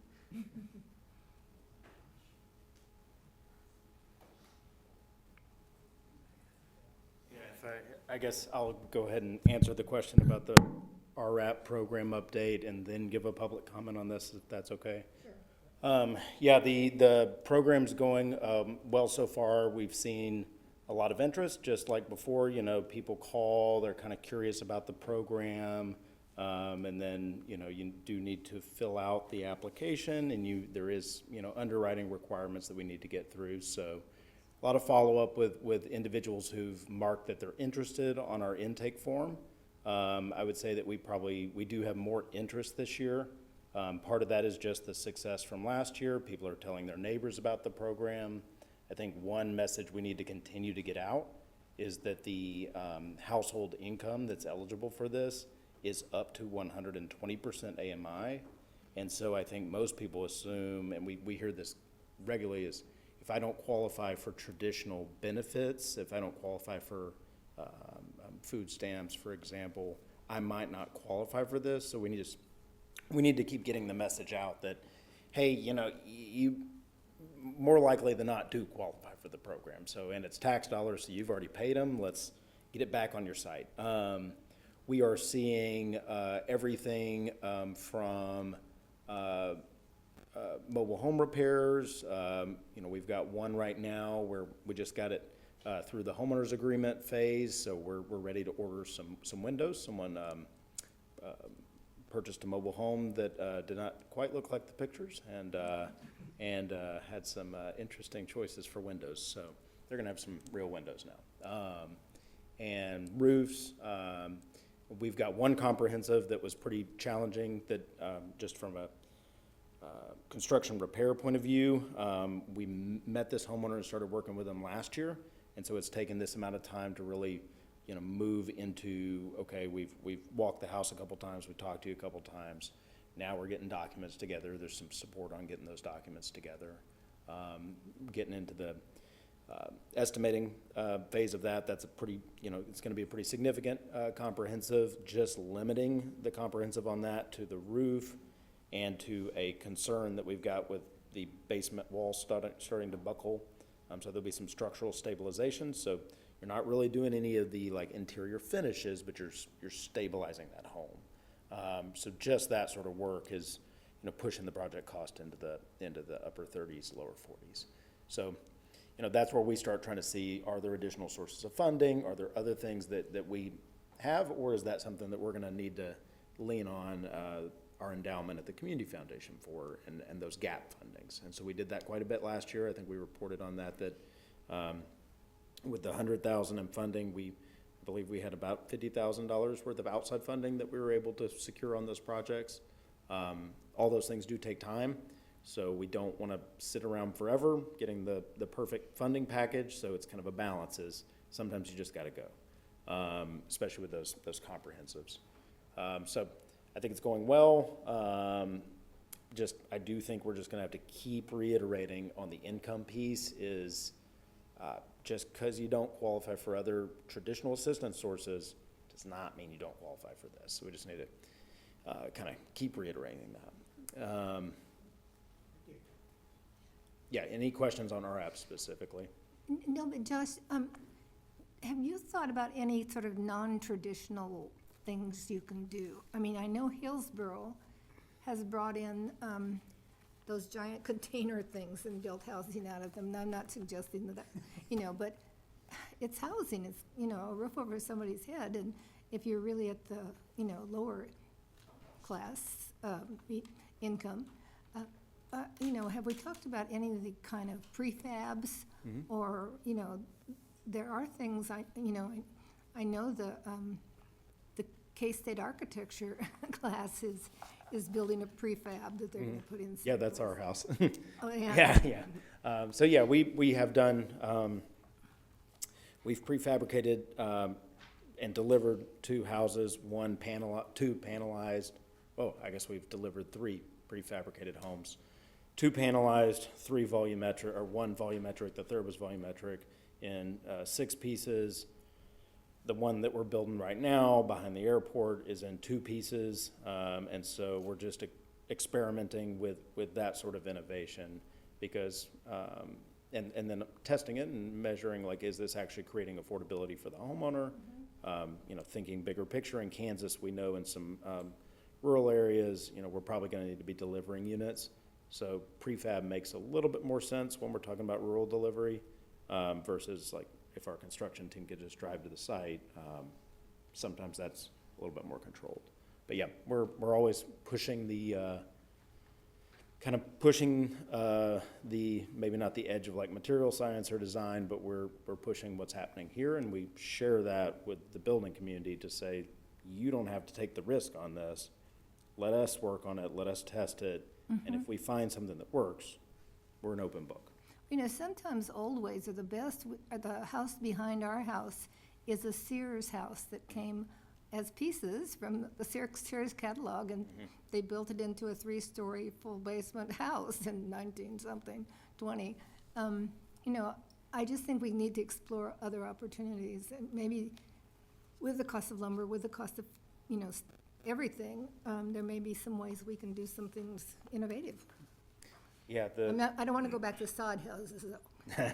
yeah, the Sears, I think my home is also a Sears home, and yeah, so systems thinking with construction is, it's like, it's not a new thing. And it worked.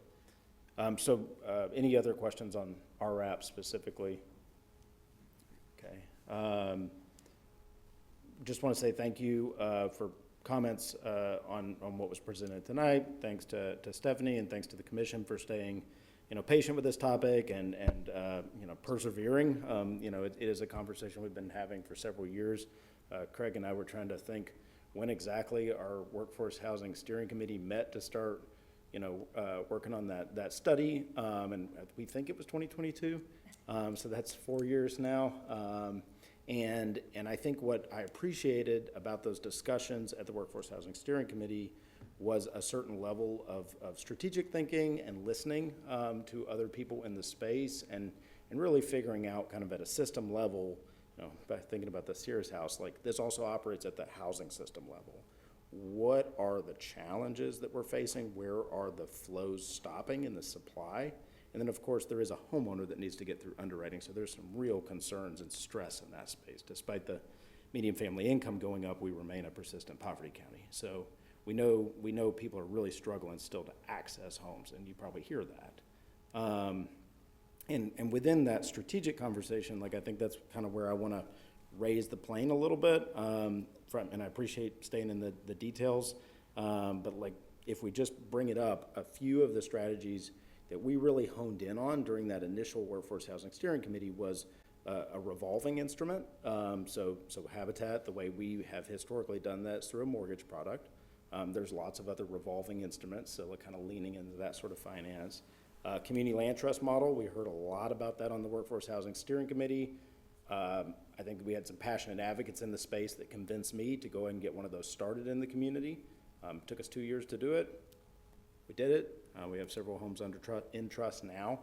The third piece is a community asset transition program, CAT, and really finding a way that we can strategically acquire properties, and we can either rehabilitate those properties, we can, if necessary, demolish those properties, and then abate the conditions on the site that are incredibly risky for the private market. And that private market, we hear that a lot, is that there is risk in this, and they're going to bake that risk into the cost. And whether that's a risk of time or whether that's a risk of, you know, real cost, they've got to bake that in, and it kills projects. And so I did send a letter that I'm happy to answer questions on last night, proposing that we use these funds to support the community land trust acquisition process, where it can do that CAT activity. It can go out and actually purchase properties, and it can, you know, de-risk the situation for that private developer that right now is having to bake the risk into it. And instead of, you know, these funds being used one time, $25,000, can I finish this thought? $25,000 at a time, one time, and then that affordability is lost. Really thinking about how you can get into that site strategically, de-risk it for the future development, and then you can put a $25,000 permanent subsidy plus the discount of the land acquisition cost, which is also a huge barrier for our builders. And in exchange for that value you're creating for that resident, they will exchange the permanent affordability of that property. And so you're making your $25,000 go significantly further. I mean, what we're seeing over in Lawrence is, they're seeing everywhere from like, I think Rebecca said 7-to-1 return on investment on. Because over time, and that's especially true in a cyclical community like this, you're going to see the savings increase because of the limited resale formula that's inherent in the land trust mechanism. So the proposal that I sent is very, very high Mayor, level. Adam, Jack, and Commissioners, I know we are all very interested in hearing Mr. Brewer talk about community land trust, but in the interest of following our policy, I think we have other folks in the audience who are interested in speaking. I have heard direction. I think I've seen at least 3 folks who are interested in hearing more about community land trust, so we can certainly bring this back at another work session, if that is amenable to you all. Thank you. With that, happy to stand for any questions or follow up later. Thank you.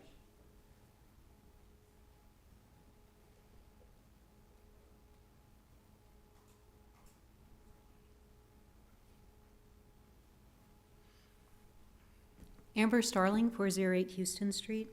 I really appreciate Mayor Adam Jack's pointed and fierce pushback on maintaining definitions. And I also appreciate Commissioner Fox's sentiments on subsidizing only what the market cannot independently create. Sure, there have been discussions in the community about what workforce housing means, but it has always been very clearly defined in Policy Resolution 120324-A, which aligns with the 2022 housing assessment, the one that we paid for. This proposal, as it is, would allow the government to subsidize housing for high-income and upper-income families. And I'm sure that you can imagine how outrageous it would be to take taxes from a low-income family in a rental house in Northview and hand it to someone building a brand-new single-family home in Colbert Hills. The sales tax was a ballot measure. The definitions are a load-bearing wall. Subsidizing luxury housing is not what your constituents agreed to. We want you to stick to the plan. They asked, what do we want? We want another Prairie Glen East. We want missing middle housing. We want a workforce housing apartment complex. We're fine if there are complications. We're fine if there are market rate or luxury units mixed into a complex, as long as those units aren't being subsidized. We're fine if you have to subsidize a higher percentage per unit because labor and materials costs have exploded. We get it. I've been to the gas station lately. I've also been to the grocery store, and I don't even want to talk about Menards. Its costs have definitely gone up. We're definitely fine with applying multiple years worth of this $800,000 a year to a multifamily project. Habitat for Humanity has even proposed a multifamily project that meets these metrics. If you eliminate the definition, though, you guys are going to have to buy way more comfortable chairs. Thank you, Amber.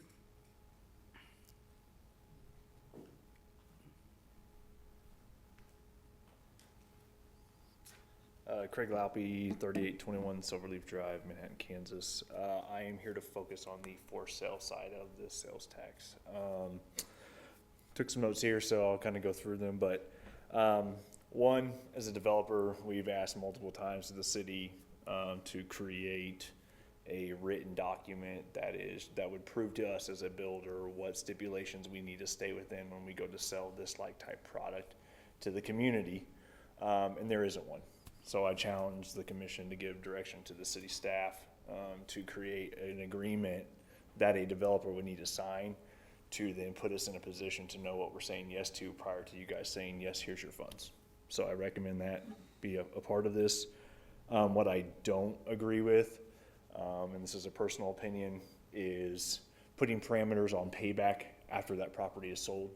It creates a lot of chain effects down the line in the sale process, disclosures that create a potential burden to that type of property to be sold in the future. and you may not have buyers. Doesn't say you're not going to, but it could create issues there.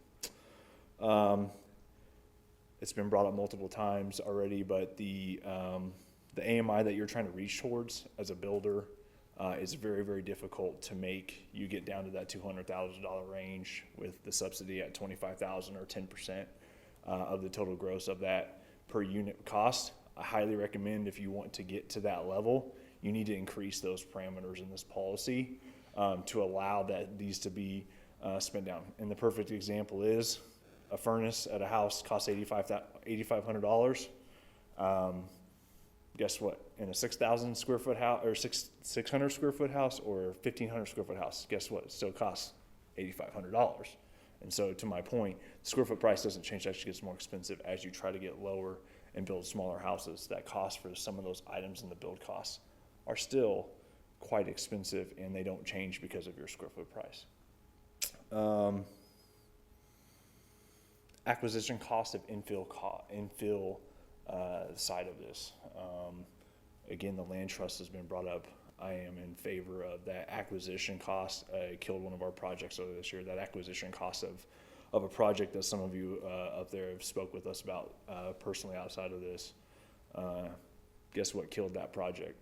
Not the only, but one of the things was acquisition of the current land. And so finding a way for some of these funds to go, that would be a good idea to help the builder then be able to build the unit at $150,000.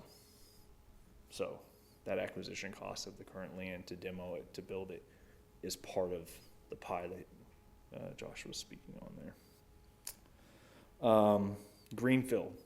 I highly recommend adding this to the piece of the pie, and I am in support of the application going to more than 2 a year, and I'm also in support of getting rid of the pre-application process that was discussed earlier as well. Thank you, Craig.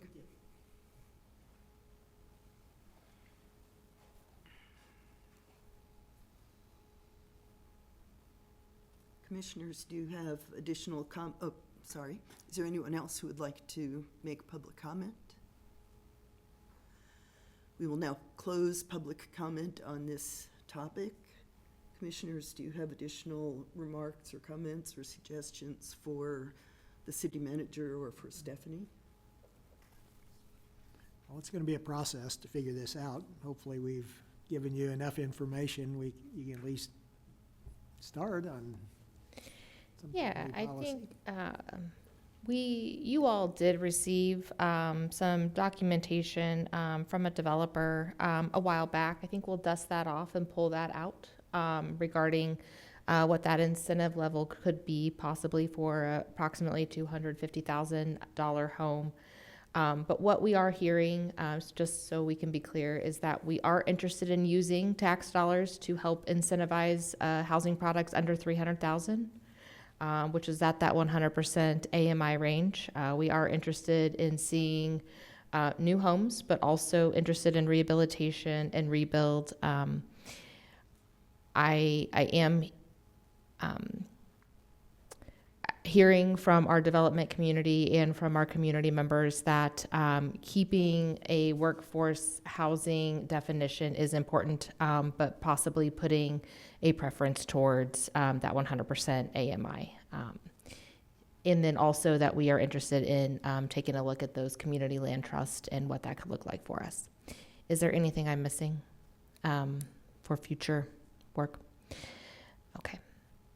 Sounds good. I will touch base with Stephanie and her team, our planning and development team, and get a timeline back to you of when we can bring this back. But we do have pretty packed work session agendas the next couple weeks or so. Your next work session agenda will be June 23rd, where we will start kicking off budget conversations.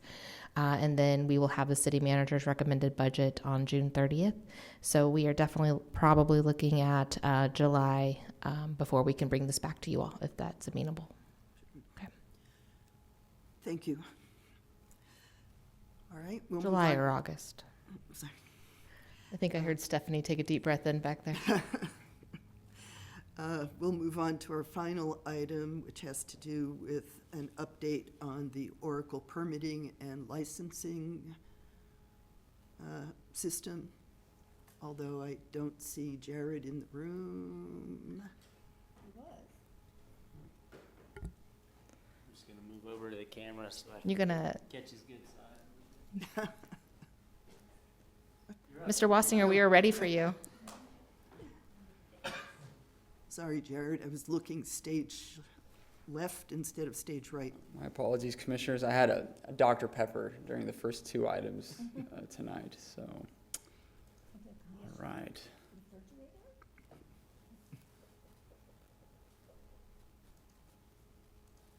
Close stuff out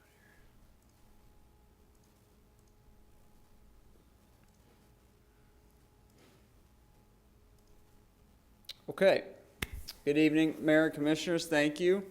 Just want to give you a little update on Oracle Permitting and Licensing, our new online system that's going to be launching here in a few weeks.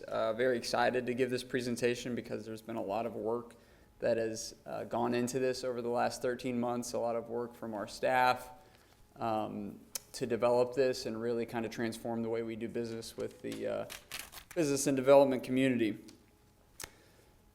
Just do want to give you a little bit of background on how we got to OPAL before I go into that update on the implementation and really what we've all done over this last year, and then just give you a little timeline on what's going to transpire over the next couple weeks to get us to this go live period. And then I do want to take just an opportunity to pull up the system, walk you through it a little bit, give you kind of a sneak peek of how we're going to show this to the public and what the public will see here soon. I always just like to remind the governing body and the community about the strategic plan that we adopted 5 years ago, and we had multiple goals and action items specifically pertaining to this area. Goal number one with a well-run city organization and how we can modernize our technology and software and systems. But then this one really ties closely with our fifth goal, of a strong and diversified local economy. How do we support our existing businesses, and how do we offer solutions and systems that will attract new businesses to the community? We began working with the Government Finance Officers Association, GFOA, back in 2021 to help us procure and replace our 30-year-old financial operating system, our IBMI AS400. So that was really the first request for proposals process that we worked with GFOA on many years ago, about 3 years ago, and we chose Oracle Fusion as our new ERP. That in and of itself was a 12-month implementation process that we did a few years ago, and we went live with that last summer. So we've been live with our new ERP for almost a year now, and that's been going great. We worked with GFOA on a similar procurement process to really streamline and modernize our permitting and licensing system. We have a very fragmented solution across multiple departments, some of them online solutions, some of them the application is online, but then everything else is kind of scattered. Others, we have people filling out PDFs or filling out paper applications when they're coming to City Hall or other locations. So we did a similar procurement, narrowed it down to 10 submittals, narrowed that down to 5, and had demos with many solutions, and then went with Oracle Permitting and Licensing. I do like to remind folks too that we're working on another modernization effort with our utility billing system for our customers. We are in the implementation process for that now and looking for a first quarter go live in 2027. So excited about that. And then we have always also talked about how we tie all this together with our asset management solution across the community. But we're going to work on getting permitting and licensing live and utility billing and take a breather and then talk about asset management here in a couple of years. So we chose OPAL, Oracle Permitting and Licensing, because of just the intuitiveness of the solution. Not only for city staff and how we process our applications, workflows, these processes, but also the ability of this solution to really be very transparent for the public. What you're seeing here is just a screenshot of an end user who's going to have an account with our online permitting and licensing system see their open applications and processes. But when the staff is working in this system as well, they're going to see the exact same thing. We're going to be able to really talk with our customers and see what they're seeing, see what steps we're at in the process, whether it's internal or external. And it's going to be just a great way to increase that transparency for residents, contractors, businesses. It's going to tie in all the workflows that we're doing so that we know where we're at in a certain stage of a permit or a license. It has a lot of cool features too when it comes to plan review, digital plan review, reviewing applications and attachments. This has been about a 13-month implementation process, so we brought the OPAL contract back to you all in April of 2025. And it started with kickoff meetings in May. We did what we call sprints, so we chunked up the project into multiple 4-week processes. Sprint 0 was what we called just generating our backlog. We looked at everything that we're doing now. We found every application that we have out there, the format, the questions, the processes that we take today to get things from a submitted application to issuing someone a license or a permit and how they pay for it.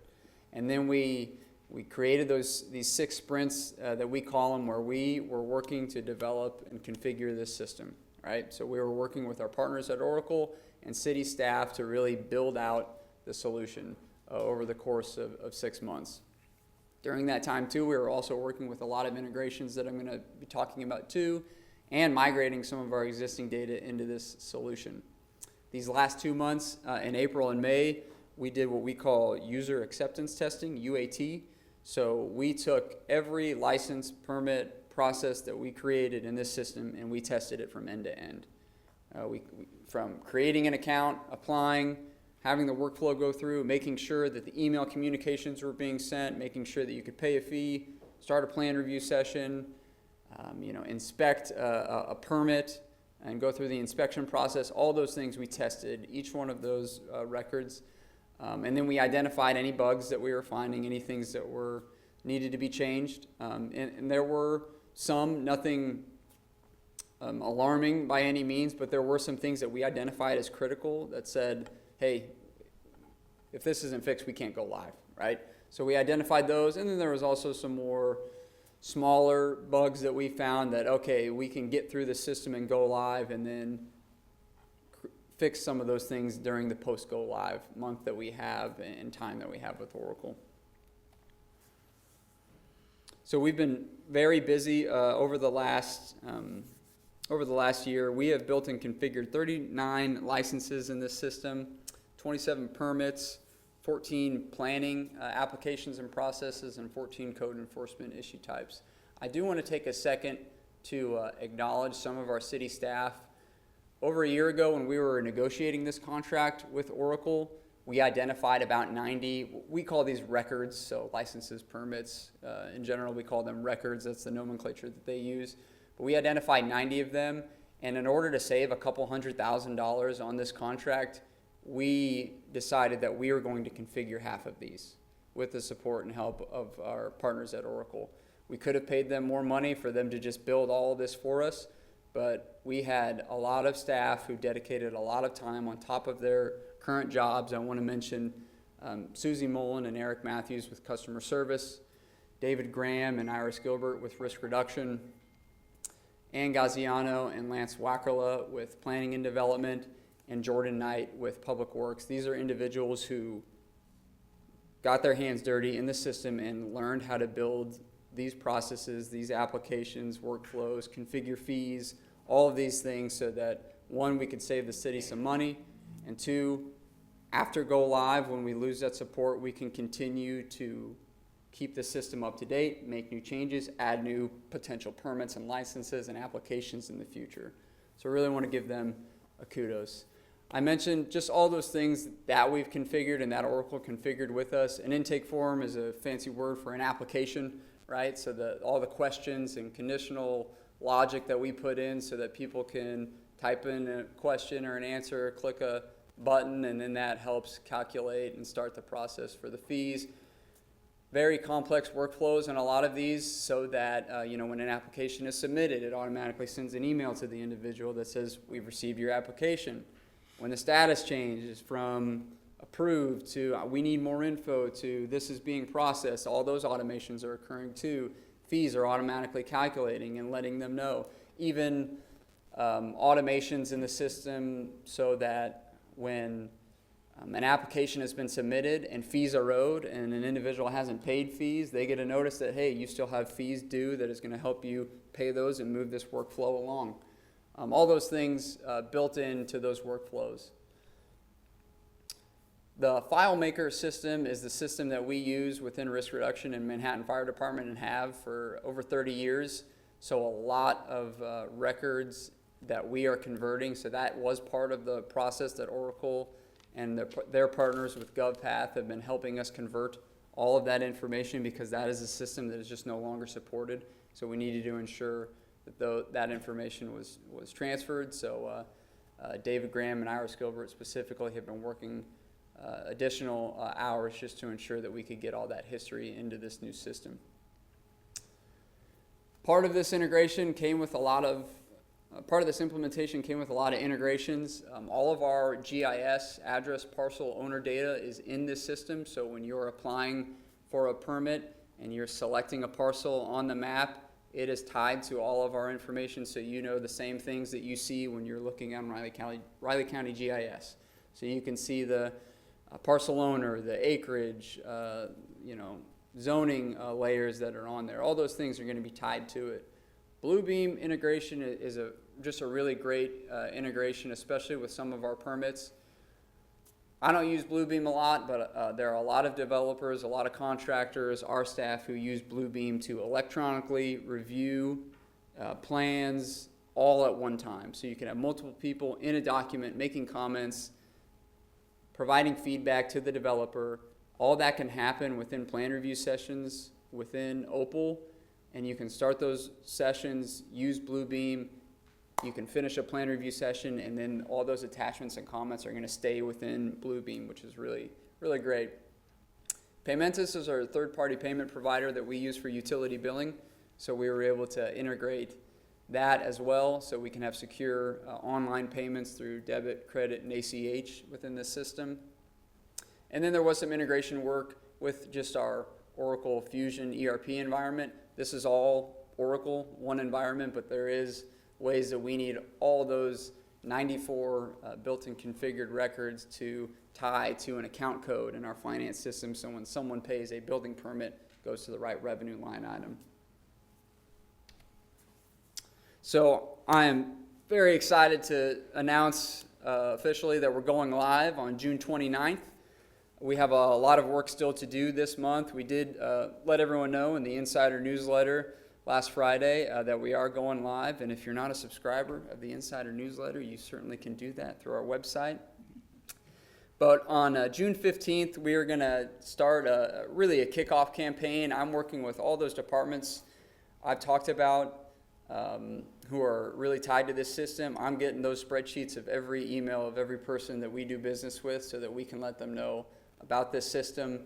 And during that time, we want to kick off a new part of our website. It's going to be called our Business and Development part of our web page, and that's really going to direct you to OPAL, to permitting and licensing to apply, but also other resources that we offer when it comes to guidance on building and construction, planning and development, and those things.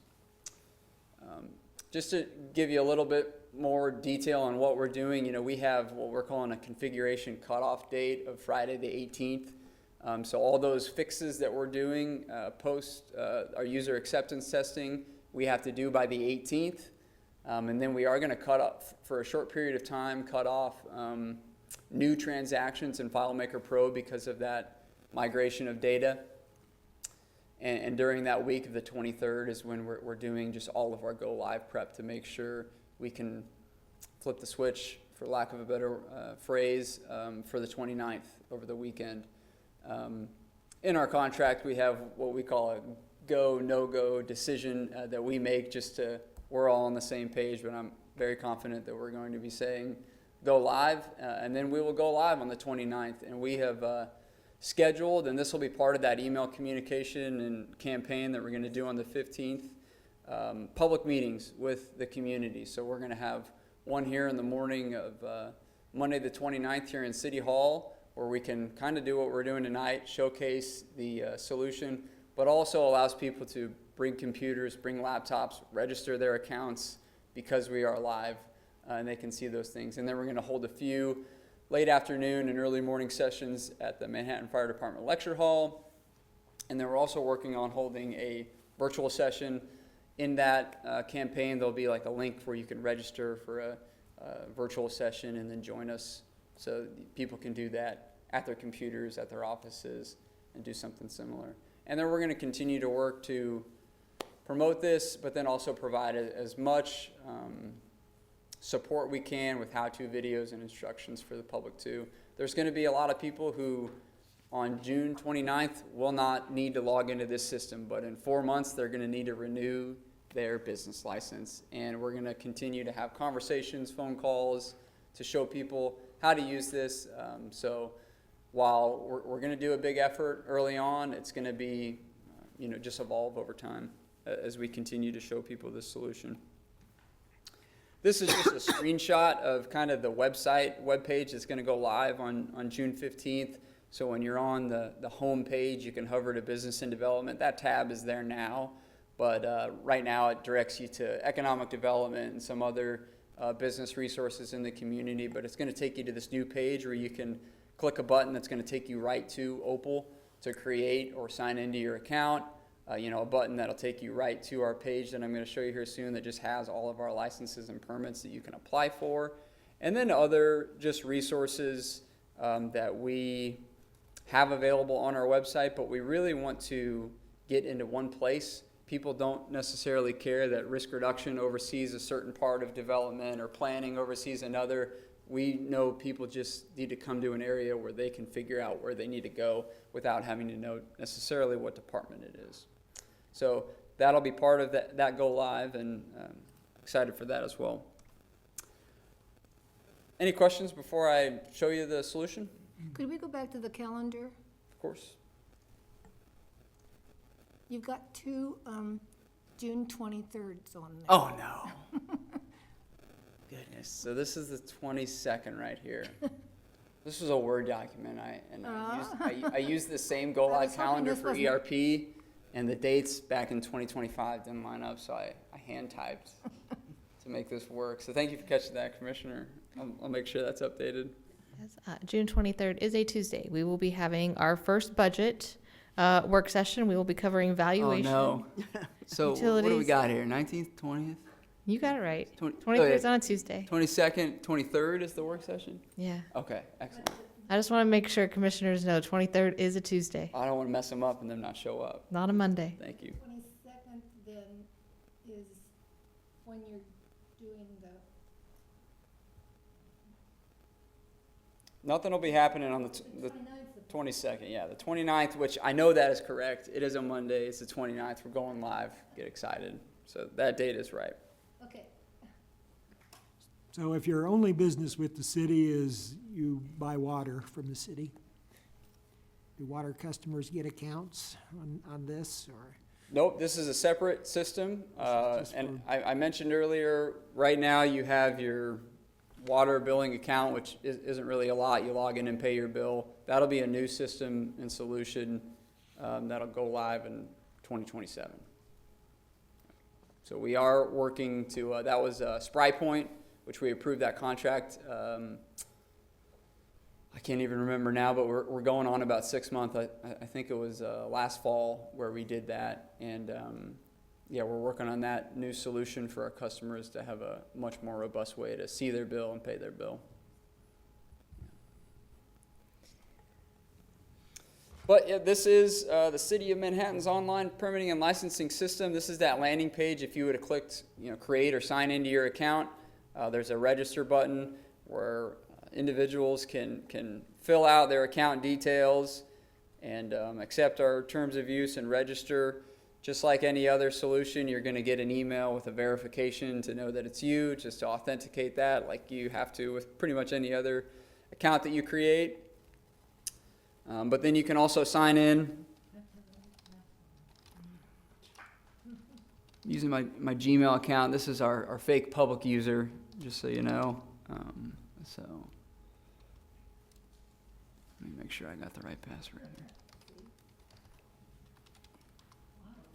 See if this works. Okay, there we go. This is getting into the weeds, but we're in our development environment right now with Oracle. It's great. We have multiple environments: our development environment, our test environment, and then our production environment. So right now, when we're using ERP and doing all our financials and requisitions and accounting work at the city, we're in our production environment. When we click go live, we're all going to be in our production environment. But when we do testing and when we're creating new forms or applications or tweaking some things, we can go into our test environment without messing up the whole system.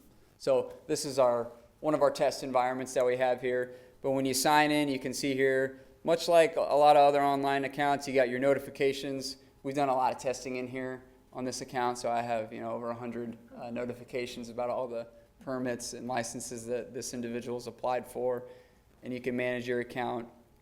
You can see here just some things like action needed. Looks like I owe $85 on a couple of applications that I have, so I could go ahead and make those payments. One thing I want to mention here is code enforcement is going through this as well. So this is now where you will go to report code violations. So we are kind of splitting duties with the C-Click Fix mobile app, which is really going to be more towards public-facing things, potholes, issues in parks, things like that. Whereas if there's a specific code violation that you want to report, you would go here, and then that would start that process. So you can click here and see the issue types, very similar to what C-Click Fix is, where you could click some of these things and submit a report. And then you could, of course, track your issues here. Wasn't resolved. Here's one I submitted for Fire Station 2. Chief French has been abandoning multiple refrigerators. Apparently it's against the code, so I wanted to let folks know that. The account summary is a great tool here too, where you can just see all the applications, licenses that you're working on.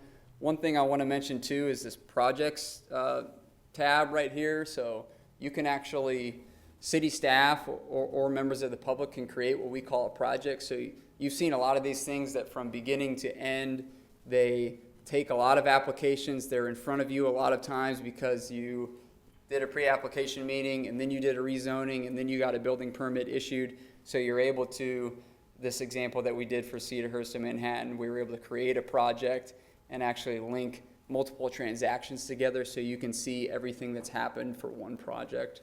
So that's a really neat thing that we're going to be able to track.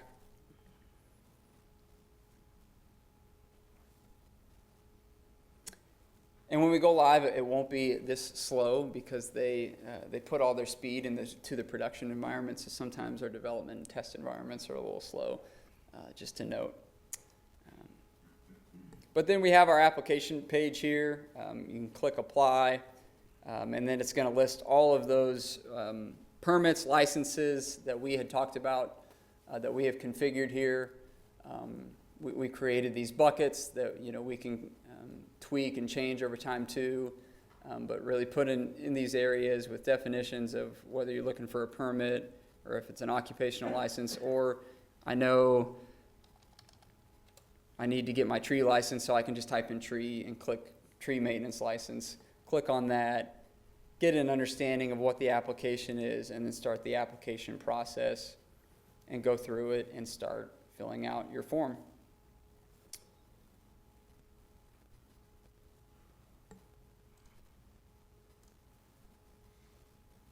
And then the only other thing I really want to show you, I could spend until the meeting ends going through a lot of this stuff, but just to give you an idea of what the members of the public can see as it relates to their applications right here. There's probably only going to be a handful of people who are going to be having as many applications as this, but as you can see, I can look at all my permits I could see what status is in, I could see the property, I could go to my licenses or my planning applications and see where those are at. And then you can go into these and really see the full application. And here's just the only one I'll show you, but it just gives you an idea of what you can see. I wanted to show you this subdivision application here, just everything that kind of goes in to these. But I can dive into my specific application. I could see all the details, property information, attachments. You can relate other transactions to these things. You can go directly to the workflow as an applicant and see, all right, where are we at in the process? Is it my turn? Is the ball in my court? Am I waiting on something from the city? So you can go through all these things, whether it's a public hearing, a plan review, and see whether it's completed, how many days it took.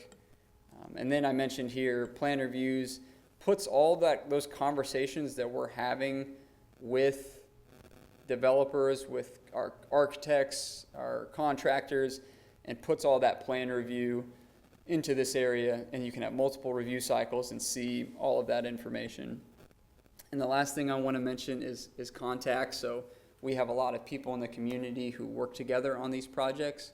So if I work for BHS as an example, and I'm applying for a permit, but I want my architect at Anderson Knight to also be on this application, I can go into contacts and add that architect so that they can view and see and even comment on behalf of us on a project. So another really cool feature there. But I'll stop because I'll just keep talking. So any questions? Did you find this a fun project to work on? There's so many. Jared, you did compliment and acknowledge the work of so many staff members on this, and I would like to underscore our appreciation for that as well. It was no small task. And I'd like to call attention of the other commissioners to the fact that you did this while Oracle was laying off workers, and there were external factors that caused the team to have to work with new advisors and consultants as this was going on. Yep. Yeah, about 10 months in, pretty much our whole implementation team that we've been working with for so long and really understood how we operate and our nomenclature and all the things that we do, we're no longer there. So we got new individuals from Oracle to help us get to the finish line, who have been great and really jumped into to help us get here. But yeah, that was a fun hurdle. I get the feeling this is why we need all these data centers that we're building around the country. That's part of it, I think. One thing I think this highlights, and I've mentioned it, I've become increasingly aware, even this evening, Director Johnson commented on a KDOT project that will be taking place in 2030, and 4 years out, we are already starting to consider how our plans intersect with KDOT's and how do we optimize our collaborations. But there are external forces that impact our decision-making, our ability to continue our work. And I think it's important for the public to understand it's not always us dragging our feet or not wanting to make decisions or have things happen rapidly, but there are a number of factors that get taken into each of these decisions. So, Jared, thank you for that, and congratulations. It's been a substantial, between the ERP installation, it's been a substantial project, so congratulations to you and your whole team. Thank you. I will move to adjourn. Public comment? Oh, Is there anyone in the public who would like to make any remarks? Okay, I take it not. Public comment will be closed. I just wanted to say before I move to adjourn, I would just like to invite you all to see the bison arrive next Monday. We have a crane.